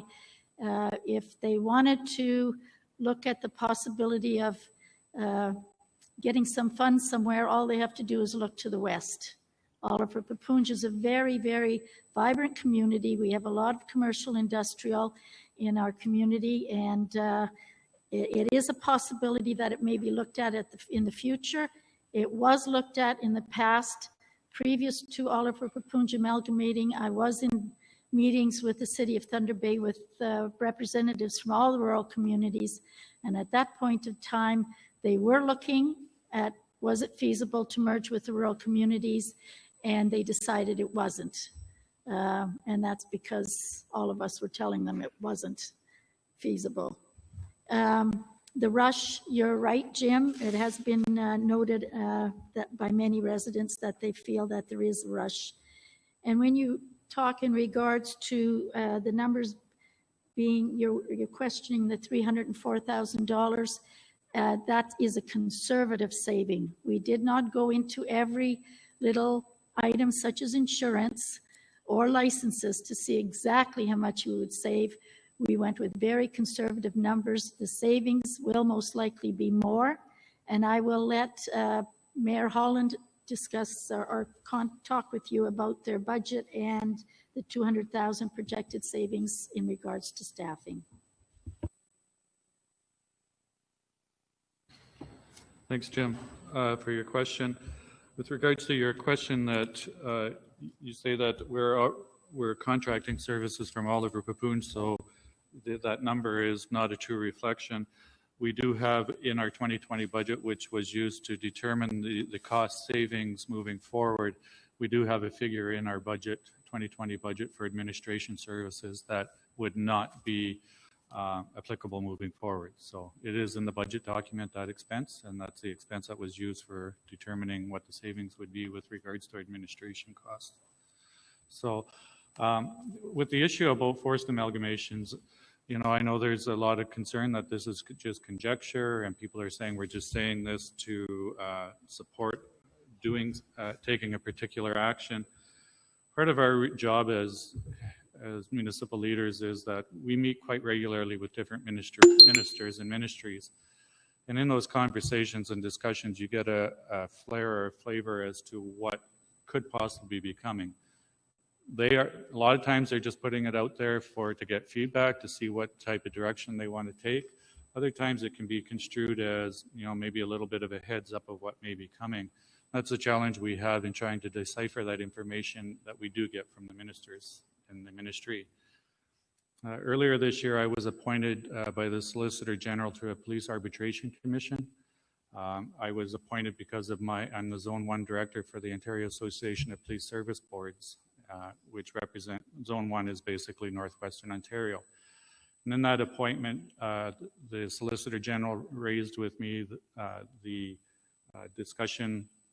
The appointment was delayed, and I didn't get the appointment till later in the year after we initiated the research on this the merger. And she brought the topic up to me when she phoned to congratulate and thank me for accepting the position. Her comment to me was that Oliver Paipoonge are well served to get out ahead of this. So that was all that was said from her. But again, you take these comments into consideration and try and decipher what the intent or what the meaning is behind the comments. And it was a significant enough comment to really, get me to thinking that there is possibly the potential coming. And I know Mayor Kloosterhuis has taken some heat that we've been discussing this for years. That's not true at all. But since the 1990s, I was first elected in 1991. Since that time and the forced amalgamations that took place in the 90s, the topic is always discussed. When we go to Roma conferences, NOMA conferences, or AMO conferences, inevitably there's always a conversation that takes place in the networking and with colleagues across the province that amalgamation, even though it's being said is off the table, they're always there. Minister Clark made a statement in 2019 saying that forced amalgamations are off the table. I took him at his word. I believe that what he had to say, that they're not going to come in and say thou shalt, but they're going to force the amalgamation through the back door by starving out some of the smaller communities and making it more difficult for them to sustain their operations in the present financial troubles that we're facing in the country. So, and since that statement was made in 2019, our world has changed drastically. In 2020, all those comments and positions that were taken by the ministries in the past and the governments in the past have pretty much been wiped off the table. We're living in a new world, and I think we're going to see some pretty significant fallout. Thank you. Okay, the next person on the list is Sherry Pinner, and I think we might have heard from her on the phone, but I just want to make sure it's not somebody else. Okay, all right. Okay, next is Beth Alkenbrack. Okay. Next is Eden Glidall. Okay. Barbara Maxwell. Okay.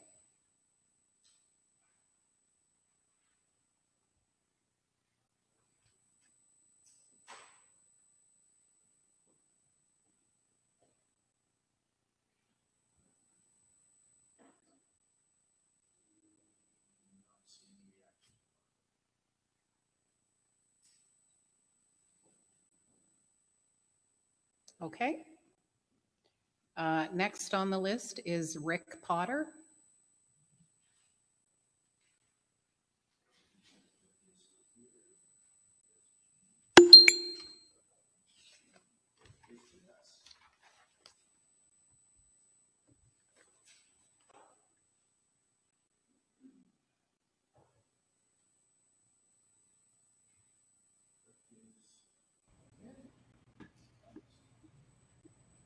Hi there.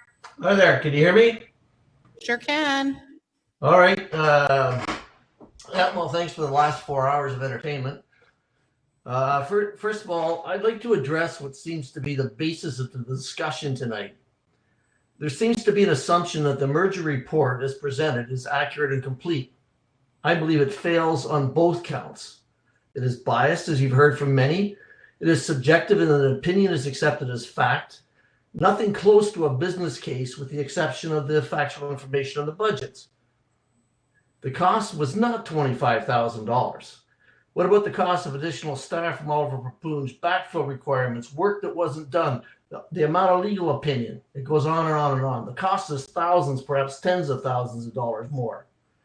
Frankly, it is a questionable accuracy in several areas. There is no numeric or statistical data on roads. There have been no surveys, for Conmee especially. Potential liabilities have not been costed. You've cherry-picked statistics. For example, the increase in population when every long-term study forecasts a downturn. How many times tonight have we heard will be looked into? That's not something you do after the fact. That's something you should be doing before. And the other quote was, all we did is put together the information. I'm sorry, but there's significant omission in that information. And it's information that's critical for someone to decide exactly how to make a decision and what the go forward would be. The sole reference that was used on amalgamation is from a community who wanted to de-amalgamate 2 years later. You omitted any of the reports from the Fraser Institute, C.D. Howe Institute, and the Association of Municipalities of Ontario, who have all found that in every, and I repeat, every municipal amalgamation in the last 25 years, there has been not 1 cent of tax dollars saved. The only beneficiaries were staff who got the increases. That information has been given to all the councillors on Oliver Paipoonge. I don't know if it was shared with the others. So far tonight, we've heard there has been no costed joint assessment plan. There's been no costed operational review for roads. There's no costed police infrastructure.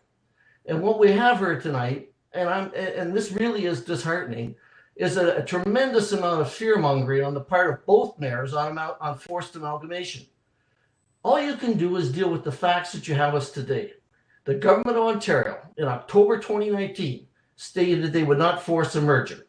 I'm not talking about the innuendo of what you've heard or you think or you imagine. That's the reality. The City of Thunder Bay does not want us. The essence of their problem is trying to provide services over a huge area. It makes no sense to expand their area. And even if they did, if you're so worried about amalgamating with the city, what difference does it make whether Conmee is amalgamated with us or not? It makes no sense. Not one alternative was investigated or costed, including what should have been the first option. In business, the first option is always the cost of doing nothing. And I would submit it's a heck of a lot better than what we're looking at here. The opening comments that were made said, and I quote, taxes will not go up due to merger. How could you possibly know that? If you don't have all the figures, it's impossible to cost. And you're telling me with a 1% saving for Oliver Paipoonge, that's ridiculous. It doesn't warrant the risk. No business would ever operate this way. And the other comment made was roads need the warrants.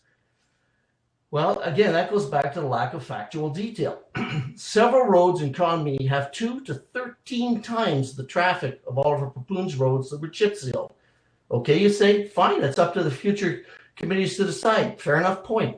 And I will even quote the road superintendent. There is no need to do anything on the roads in Conmee. That was on October the 14th. If you read the reports I cited earlier, in every amalgamation, it resulted in a demand for equalized services. You don't have a basis to refuse this. Now, the other point was made tonight was there was benefits of rural residential. It's so short over Paipoonge. There could have been more included in the official plan. And as a matter of fact, there was rural residential lots, I think about 16 of them, that were canceled with the zoning and made into a subdivision. Again, there's nothing qualitative in this supposition. It's opinion, and that's a lot of what the problem with this whole report is opinion, and it's not corroborated. In this case, 2 real estate people I spoke to said, no, that's not true. Now, time frame. This has been mentioned several times tonight. We need to have this in place by January 1st of 2021. I would ask you, if both municipalities are in such great financial shape, why is there a rush? Another year should not make a difference. And I would also point out that it's not going to happen anyway. MMAH requires 2 things for you to submit your intent to merger. a public meeting. I guess this is questionable, but you know what? There's been actually a pretty good attendance, and I do commend everybody from trying to do what they could in the COVID situation. But more particularly, under the Act 173(1)AI, there is, and I quote, you have to demonstrate a prescribed degree of support for each municipality. I would respectfully say that you failed in a public forum to show any support from Oliver Paipoonge. I would say you failed tonight, and I would say that in the Grant Thornton survey, it failed miserably to demonstrate that there's any support in the municipality. Another point that was made tonight was the Conmee Old Age Home. The expertise of 25 years with one of the experts who originated the KB Seniors Home is, and I quote as of last week, there is absolutely no need for another home. There's been not one complaint in the last 2 years regarding trying to get into the home. And as a matter of fact, the last placement was within 3 months of application. Now, what Conmee does with their own is fine, but I don't think we should have to assume any liability for this. My understanding is you tried to get financing already and it failed. Now, in conclusion, I know it's been a long night. We shouldn't be here now. We should not be having this discussion. Public should have had a voice long before these monies were expended. And the monies that have been expended are far in excess of what has been stated tonight. I would submit that they're tens of thousands more. The answer cannot simply be we will let future councils decide. I've heard that probably a half a dozen times tonight. That this should be setting the stage and a costed stage for where the future goes. Now, and as I mentioned, a lack of consideration of alternatives. There's no reason why you cannot provide fee for service. There's no reason why there can't be an amalgam and a joint services agreement of any number of municipalities, all to achieve the efficiencies. You don't have to go through an amalgamation. You don't have to change the political boundaries for that. It's just simply a cost plus service agreement. And the last thing I would say is every merger in the province of Ontario, and this is a fact, every merger in the province of Ontario in the last 25 years has failed. It didn't save in taxes. It only gave staff more money. So, and I would conclude, most, if not all of the politicians present tonight have said, and on TV for some of you, there would be no further discussion if this wasn't to the mutual benefit and a financial advantage of both communities. Well, I don't believe that anybody here has shown it's to the financial advantage of Oliver Paipoonge. So, as Mayor Holland said, Conmee has other options. This fails certainly for Oliver Paipoonge. That's the end of my comments. Thank you. I thank, excuse me, Rick, I thank you for all of your comments. I do take offense a bit in regards to the Oliver Paipoonge amalgamation, which was voluntary 22 years ago. You were at the table, you voted for it, and I would not hesitate for 1 minute to say that Oliver Paipoonge has benefited and is one of the greatest municipalities in Northwestern Ontario. But again, I thank you for your comments, and we've had them all written down, so we will take them all to heart. Thank you.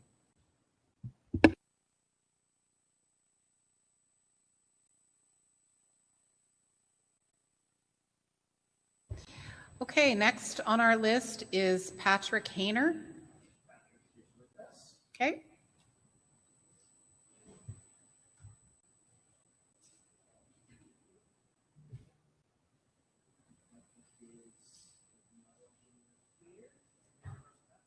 Okay.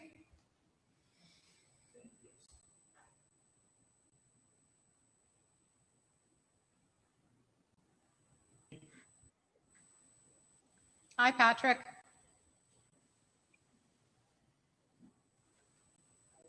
We see you and you're frozen. Hello. Hello. There you go. We can hear you.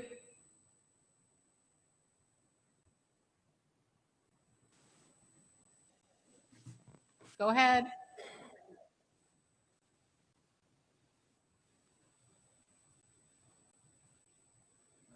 Patrick, go ahead.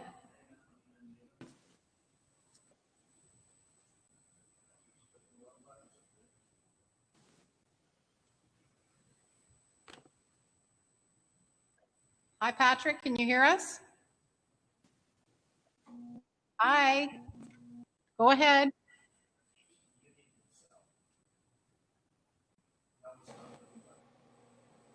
Our IT specialist says you keep muting yourself.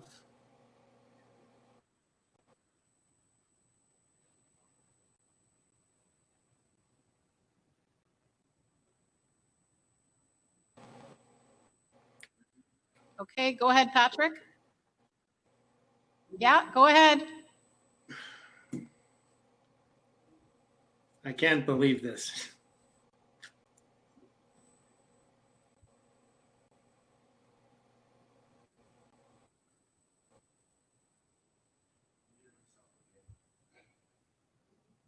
Can you hear us?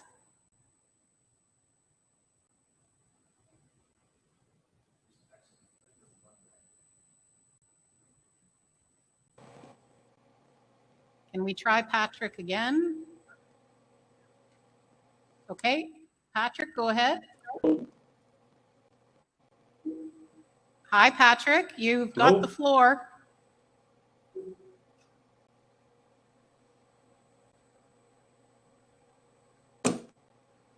I can't hear you. Okay. Oh my God. We can't hear us.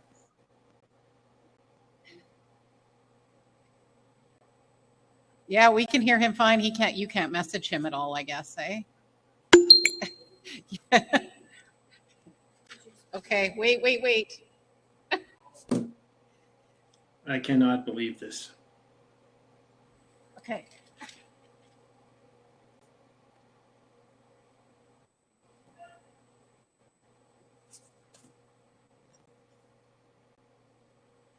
We can hear you. Oh, great. Okay.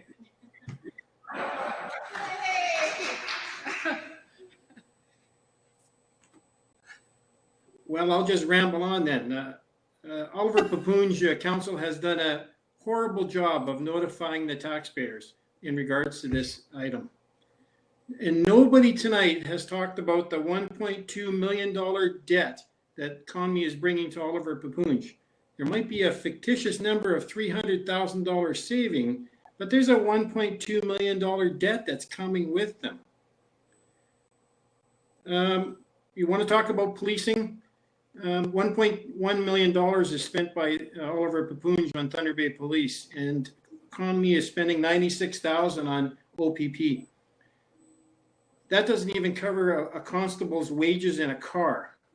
Regulation 26714 sets out that if a municipality has a contract and the cost of policing is more than the contract, the municipality has to pay for it. So if we go into two separate police departments, our taxes will be paying Conmee in case something happens, God forbid, like an industrial accident or a homicide or a fatal accident.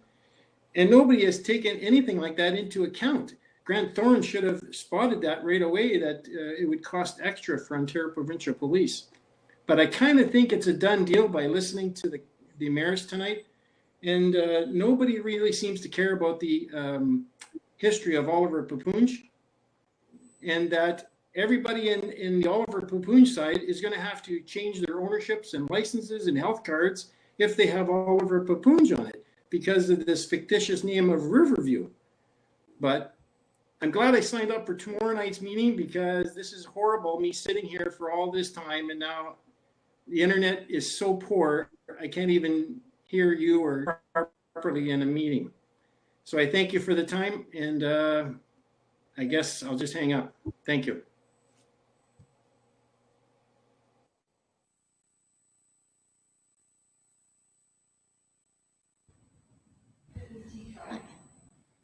I guess we can respond to those questions because it's being live streamed, so somebody will hear what our responses are. And so I'm going to pass them to Kevin Holland. Since he's $1.2 million in debt, I'd like to find out where that money went. And in regards to the policing, you know what the costs are. So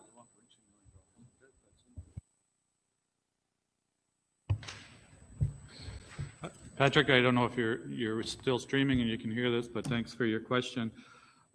You're correct that it's showing in the report that there's a $1.2 million in debt, as there is debt in Oliver Paipoonge. The majority, a good portion of the debt in Conmee is actually funded debt. We have a loan out for the property for the Pines on Hume, although there are some that doubt the need for it. I would strongly disagree with those comments. There is an absolute need, and the research that we have done has proven it, or we wouldn't be moving forward with this venture. So the property that, the loan for the property that has been purchased for this development is being covered by rental property on rental home on that property that is paying that mortgage or that loan for us right now. 3 years ago, the Township of Conmee offered assistance to the Rural Covered Food Bank and putting an addition on our community center for their operations, for warehousing of their food. The loan to put that addition on is being covered through a lease agreement with the Rural Covered Food Bank. So the $1.2 million debt you comes down to just under 800 or around the $800,000 mark. So of that debt, one is for a grader. I don't think we need to talk about the need for a grader for a rural community. And another one is for excavator that we just purchased. We made the decision to move ahead with the purchase of the excavator because the loan payments for the purchase of that excavator are less than what we are paying to contract that service out to private companies. So it was an operational decision that is proving to be financially sound for our community. With regards to the OPP cost, that is set by the province. It's a combination of per household and per incident response calls. You're correct that our rate is around the $93 mark. In the event that there's a tragic occurrence that occurs in our community, that is covered off through funding arrangements through the OPP. So I'm not sure how to answer that question any more than that, frankly. So thank you. Thank you, Patrick. Okay, we'll get through the last 4 names on the list, and then we'll go back to the phones, and then we'll see if there's anyone that we missed that would like an opportunity to speak. But the next person on the list is Dan Oldfield.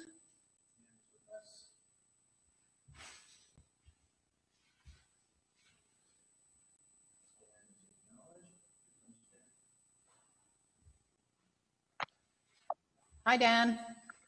Hello. Thanks for setting this up. I will say I am hoping to God that council is not considering this consultation with the public. I know it's a tried effort, but I think it makes the point. Is a perfect metaphor for why we need to slow this process down. People waiting. I don't know what time people were supposed to do dinner or anything like that, but more than 4 hours of doing this, where at least 20 people have checked out, it shows the flaw in the entire process. I am going to be attending the in-person meeting, so I will keep my remarks short. I will say there was one question that was not answered by the Mayor of Conmee, which was the statement made by a councillor from Oliver Paipoonge was that it's basically now or never for Conmee. If this thing doesn't go through now, Conmee's not interested. They're checking out. I would like, for one, I would like to know if that's absolutely true. The other thing is to correct this notion about plebiscites. There is no law in Ontario about plebiscites. It's actually the only province in Canada that doesn't have a law. What is ruled out of order is trying to oblige the province to accept a merger via plebiscite or conducting a plebiscite in concert with the election. But there's nothing that prevents the municipalities from actually polling their residents to find out whether they're interested in or care about this. So we have to stop providing misinformation. We have to allow real information to come forward. And I hope people are going to continue to resist the sort of fear tactics of forced merger and the rest of it. And let's just stick to the facts as we know them. There is no current and present danger with regards to a forced merger here or anywhere else for that matter. I think we're obliged to take the the minister at his word and go forward from there. So I think people are interested in facts. They're interested in hard numbers, but most of all, they're interested in being consulted. It's just not just the issue of the merger itself, which is obviously at the core of this, but the issue of the size of council, the issue of the tax structure, the issue of the name of the new community. So there are a lot of issues that residents, taxpayers should be consulted on. I intend to comment more when I actually am able to see people face to face. So thank you for your time. I would appreciate an answer from the Mayor of Conmee whether the level of commitment from that community is it's now or never. Thank you. Okay, thank you for your comment. Thanks, Dan, for the comment. I just want to clarify that question was not asked of me yet tonight. The question that was asked of me was different, but I'm happy to answer this for you.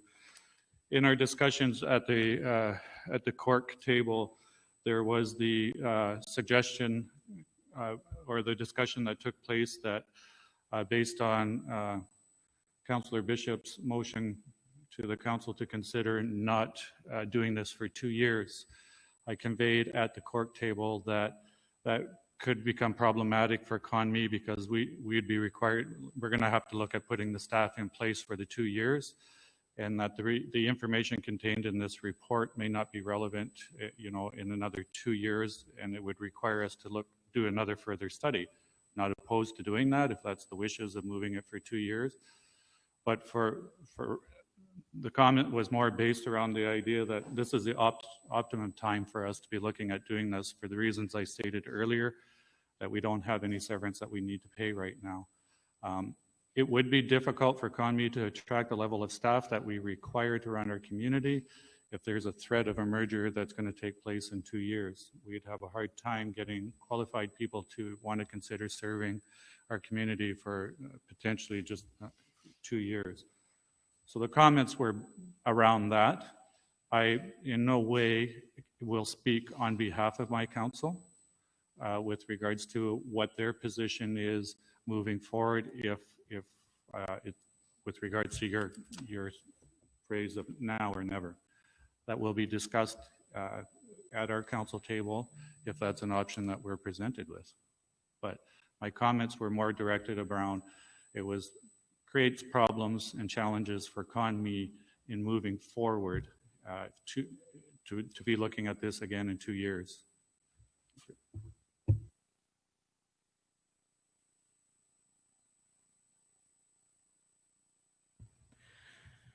Mayor Holland has asked me to respond to the question about plebiscites. There absolutely is Ontario legislation dealing with plebiscites. I think, though, we have to be careful with terminology because a plebiscite or a referendum is a binding question that gets put to the electorate. And there's all kinds of rules about how it works and when it becomes binding. But what the gentleman said in his comments after he said there was no rule, he said councils can poll their constituents. Well, of course they can. You can have an Ipsos Reid poll, or you can have, a less formal type of consultation with the public. But in terms of the legal term plebiscite or referendum, there absolutely is legislation.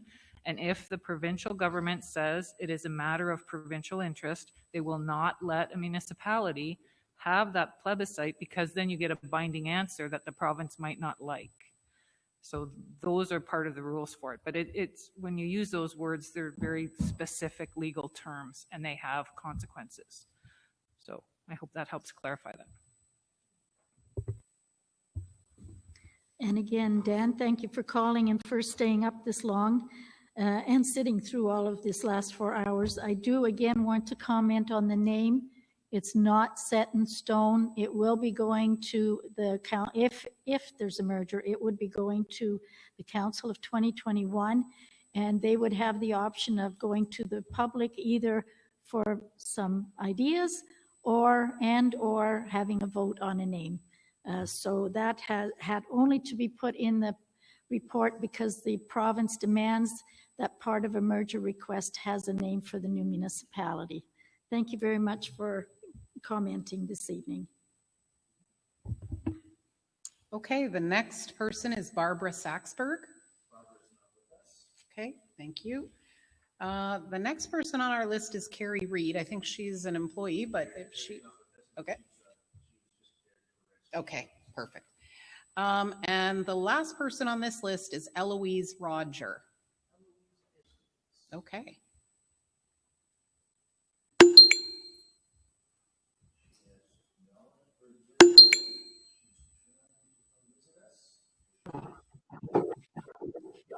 Hello, I'm Eloise Roger. Good Oliver evening. Paipoonge. I'm opposed to this merger. And really, overall, I dislike all the haste that this decision is going to be taken with. I think we need to consider this seriously. I am pleased that our one councillor has said he has an open mind, and that is encouraging. I dislike the name Riverview. It's Disneyfied. And I also think that if it's going to be changed, that's a very complicated thing. We all went through the changes of postal codes and names of roads and numbers. It's a nightmare to change a name. And I feel I didn't get a chance to suggest a name. This whole thing is going too fast. And in closing, I think haste makes waste. Thank you. Thank you, Eloise. Thank you, Eloise, for staying this long with our meeting. I appreciate it. In regards to the name, again, if the merger would take place, the name that was put in the report was only because the ministry says we have to put a name in for the possible new community. And rather than saying the municipality of XYZ, we put a name in there. That name does not have to stick with the new municipality. In 2021, those that are on council can put out for suggestions and have a vote by the residents of the municipality. And I appreciate very much your concern and your expression in regards to the name. And thank you also for submitting your thoughts on the possible merger. Have a nice evening.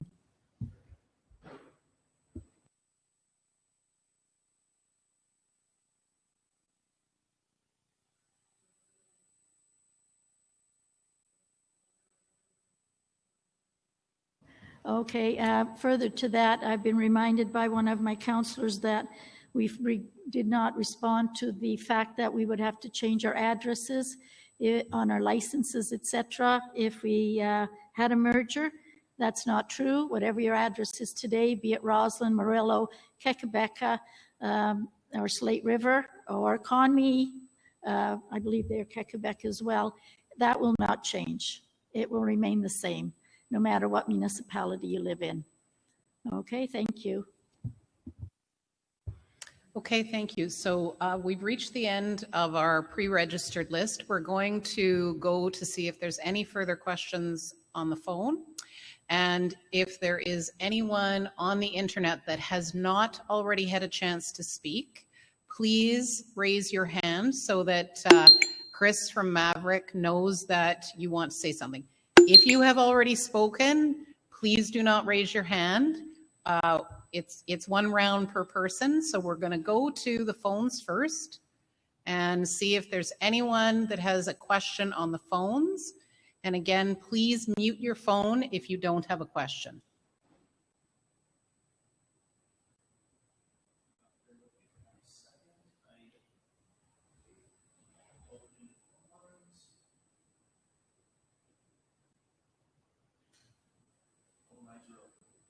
Okay, the phone lines are open. If someone wishes to ask a question, please unmute your phone. If you don't have a question, please leave your phone on mute.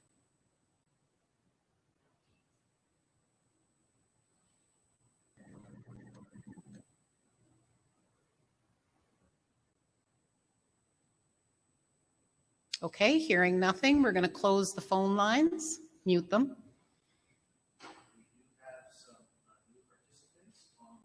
Okay. Okay. All right, let's bring Alex up. Alex Durfee, did you say? Yes. Okay. Okay, thank you. Okay. Hi. Hi. Guys, can you hear me? All right, awesome. Alex Durfee, Conmee. Few questions. The first is, I just want to know if merger will affect the government proposed highway expansion plan. Second question I have is, will the merger affect land use regulations and permits costs? And if so, how and when?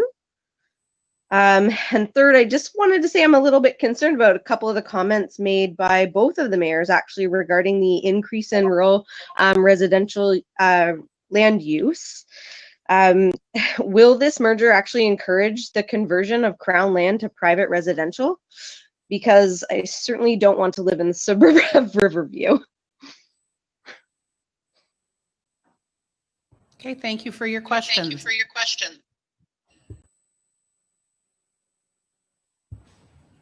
Hi, thank you for your comment and for sticking it out for as long as you have. With your first question with regards to whether the merger will affect the highway plans, no. Those plans, that process has been put through the environmental studies, and the protection of the land for the new highway is done regardless of whether we're one or two municipalities moving forward. So it won't affect that. I'm going to skip to your third question with regards to the Crown land question.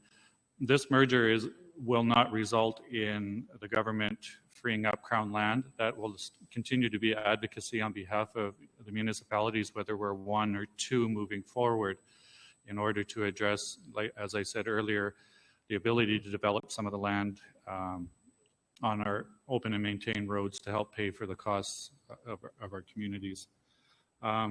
On the land use, permit use and costs, I'm not sure, we don't have anybody from planning here with us tonight. I'll pass it over to Rosalie. She can probably best answer that question for you. Thank you. Hi there. Right now, the Lakehead Rural Planning Board governs a lot of the planning processes for both Conmee and all over Paipoonge, and that's not proposed to change. So any permit costs, I'm not sure if you mean building permits or like the cost to apply for a rezoning or something like that, but neither of those are expected to change. Building permit costs are usually calculated on the basis of the value of the construction. They'd take a look at the two different building permit cost structures in both municipalities. The new council would have to look at that and see how to merge them going forward, which one would prevail over the other if they're not already the same. Land use regulations. So it is proposed in the restructuring order that the Oliver Paipoonge and the Conmee official plan and zoning bylaw in each community would carry forward and remain valid. And the new municipality may wish to consolidate them. In my experience in some amalgamated municipalities, that does take a long time to finalize. And a prime example is Oliver and Paipoonge, who merged, I believe, 22 years ago, and only just in the past 2 years has the zoning bylaw and official plan been reenacted and made into one.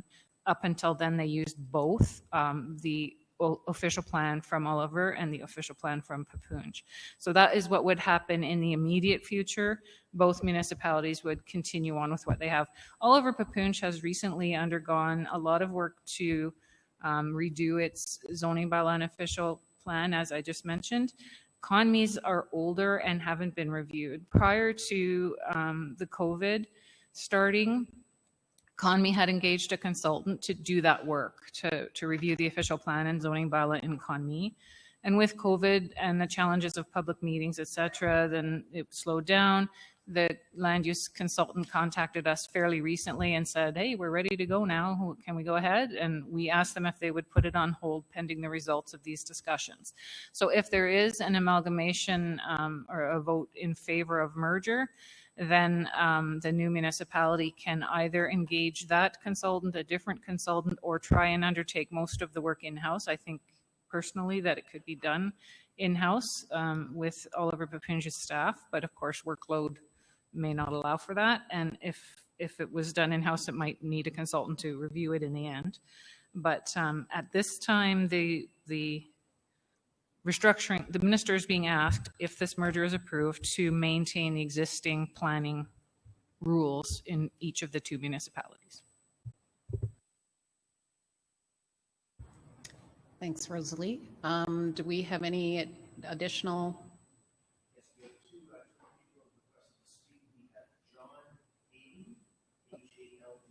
Okay, John Haley will be coming up to speak next. Hello. Hi, John. Hi. Thanks very much for sticking with it, everyone. I do appreciate it, and hearing lots of input. The question that I have is an MPAC related question.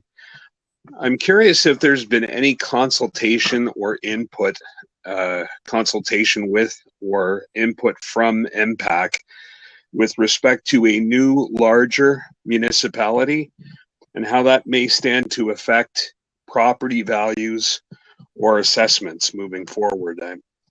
I know that MPAC likes to, they get their money, and I know our municipality pays, I think I looked at it, over $90,000 every year to engage them. So I'm curious if they've been consulted at all in this process. And John, can I make a community? Sorry, yeah, I'm in Roslyn. I'm in Oliver Paipoonge. Thank you. Thanks. Thank you, John. I think I'll pass the question on to our CAO to comment on the impact consultation. Well, we did contact MPAC. The reason we did is to talk about the possibility of having one unified tax roll for 2021 if this merger is going ahead. They said there won't be. Other than that, we didn't get any information about what it may do to assessments. They'd never comment on something of that nature. The billing, the way they work, would probably end up, it's based on assessments, so would unlikely to change how much we pay. But the key message we got out of them is that you can't have a unified tax roll for January 2021. That's why in budget projections here, we're going to have to run two accounting systems and two different tax billing processes. Yes, and that they would not look at amalgamating. It would take, they felt, at least a year before they would have amalgamated the impact process. And do we have one more? Janice Cox, our last speaker of the evening.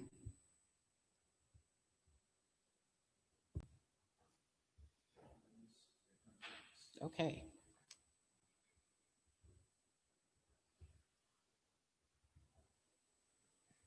Hi. Am I crooked with you? Yeah, you're Hi, sideways, but we can hear you. Yeah, we can hear you. Hi. Yeah, I know. I don't know. I'm upside down. Okay. Well, anyway, here, I'll let this one speak for me.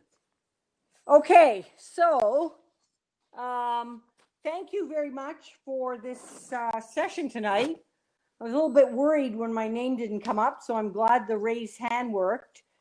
I just want to say I appreciate everybody's frankness and candor, but I'm also a little bit concerned when Mayor Lucy Kloosterhouse said she doesn't really know how her constituents feel about this merger, how many are for or how many are against. And I appreciate Rosalie's clarification of the plebiscite. So what I'm wondering is why was there not a poll done? And I apologize if this question was already answered. My internet is very spotty, so there was lots of pausing and cutting in. But it sounds like the final decision is going to be vote of the two councils, October 26th. And if that's the case, I question going to take all of consultation information and be prepared to cast your vote, because it seems that there's, from a number of community members, there's quite a few outstanding questions. And then my third point and questions is regards to the future force merger. We've heard that the government of Ontario say, but Mayor Kevin Holland infers from a comment by the General that there might be, and I don't understand, maybe you can elaborate a bit more, Mr. Holland, about why you didn't ask more about what that comment is. Haven't had a chance to share it. I've heard that we might get swallowed up by Thunder Bay. I'm not sure how having our two communities amalgamated will prevent that from happening. So about the rationale there. And then we've also heard that if there's going to be amalgamation, smaller communities will be starved out. 3 different scenarios about forced amalgamation. And I guess I would like a little bit more clarity. And then my final question is, I think this was recorded, and maybe I missed it again, but I wonder if we'll be able to access the recording, because I was not able to capture everything that was discussed. Thank you very much. Janice, can I just ask what community you're from? Oh, sorry. Yes, Oliver Paipoonge. Okay. That's all right. I may have missed it also. Thank you very much. Thank you, Janice. You're tough. You've hung in till the very end, and I appreciate that you took the time to take part in this. In regards to myself knowing how many are for or against, I would have to most likely speak to everyone, and that has not happened. Only those that wanted to comment on the report have contacted me via email or via phone call. And there have been some I've spoken to personally. Some are for, some are against, some just want more information. So I'm just being very truthful with you. I could not tell you how many are on either side in our community at this time.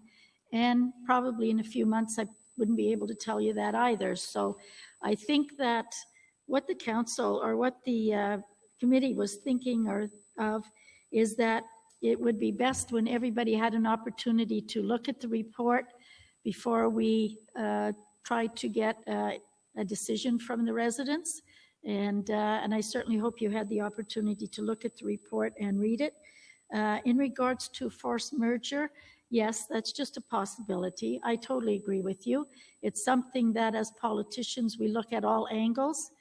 But at the present time, the ministry has indicated there will not be any forced mergers, but they are, over the years, have put through procedures and policies that are making it more and more difficult for small communities to make ends meet, to meet all the regulations that are coming down in regards to roads, reports that have to go in, fire departments. It is getting difficult for small communities to meet all those obligations. And so you may not call it a forced merger or amalgamation, but they are going through the back door and making it impossible for small communities to survive in the end. They may be surviving today and they may survive tomorrow or next year, but eventually they're going to collapse because they do not have the expertise and dollars to continue with all the regulations that are coming down from the province. In regards to your questions on from Mayor Holland, I'll pass it on to him. Thank you for your question, Janice. I guess the specific question you asked me is why I didn't ask the Solicitor General to elaborate more on her comment. The comment was made in passing in a conversation that we are having with, as a result of her phoning me to thank me for taking on that position with the government. But it comes on the heels of her comment was we had two meetings in August, one with the Ministry of Municipal Affairs and Housing, and one with the OMAFRA, Ontario Ministry of Agriculture, Food and Rural Affairs. And in both of those meetings, we discussed our frustration with the government not listening to or considering some of the comments we've been making over the last several years with regards to the sustainability problems that small rural communities are facing in meeting the increased costs, mostly from the outside agencies that we're legislated to contribute to. I indicated to them that because of their lack of action, and we did provide them with possible solutions as well. We just didn't go to them and say, this is a problem, fix it. We told them, gave them possible solutions as to for what would work for our communities here in Northwestern Ontario. I said, as a result of that, you're not forcing amalgamations through the front door, but you're forcing us to do it through the back door by starving us out. And so the reply we received from both ministries was, I'll paraphrase, it's not an exact quote, was, this is exactly what we expect small communities to look at doing. We expect you to look at all options to find efficiencies and savings to help sustain your communities. And their definition of a small community is a population of 10,000 or less. So it's not just that it's impacting on the smallest communities such as Conmee, that will eventually come and impact on some of the larger communities like OP. So again, part of our job is to decipher the information we're given, the comments that we're hearing, and try to deal with that in the best way possible so that we can be prepared for possible changes that are coming. I mean, that's the biggest challenge that we face as municipal politicians, is because we are a creature of the province. They create us. We're nothing more than a ministry of the province of Ontario. So they have the ultimate control over us, and it's frustrating for us in trying to address the challenges that are ever increasing and it's not just in Northwestern Ontario. Communities all across this province are dealing with the same struggles that we are. And the conversation across the province, as I mentioned earlier, is very much at the NOMAs and AMOs and Roma conferences that, amalgamation is that beast that's kind of lurking in the background on us. We don't have a crystal ball. We're just trying to make the best decision we can with the information that we're given and the comments that we're receiving. So, thank you. Okay, thank you. I think that was our last person. Okay, so that completes all of our lists and our people on the phone. Thank you. So I would just like to comment to all those that have been listening this evening and are still listening. Thank you for giving us your time and for being interested enough to come out this evening or sit in your living room and watch the live stream. We appreciate it. Thank you. Yeah, just to echo in closing, thank everybody for coming out, that came out in person in Conmee tonight, and for everybody that participated online or on the telephone. I know that many of you didn't comment, but stuck it out. I've received some texts and emails throughout the evening indicating that you were still, in fact, there listening to us, even though you didn't want to offer a comment. So it's been a long evening. It would have been a long evening, just as long an evening if we were in person. So I appreciate everybody's time and the comments and the suggestions and the concerns that have been expressed tonight, and we will most certainly take everything into consideration. So for the members here tonight, I ask you drive safe, get home safely, and thanks again for your participation. Good night.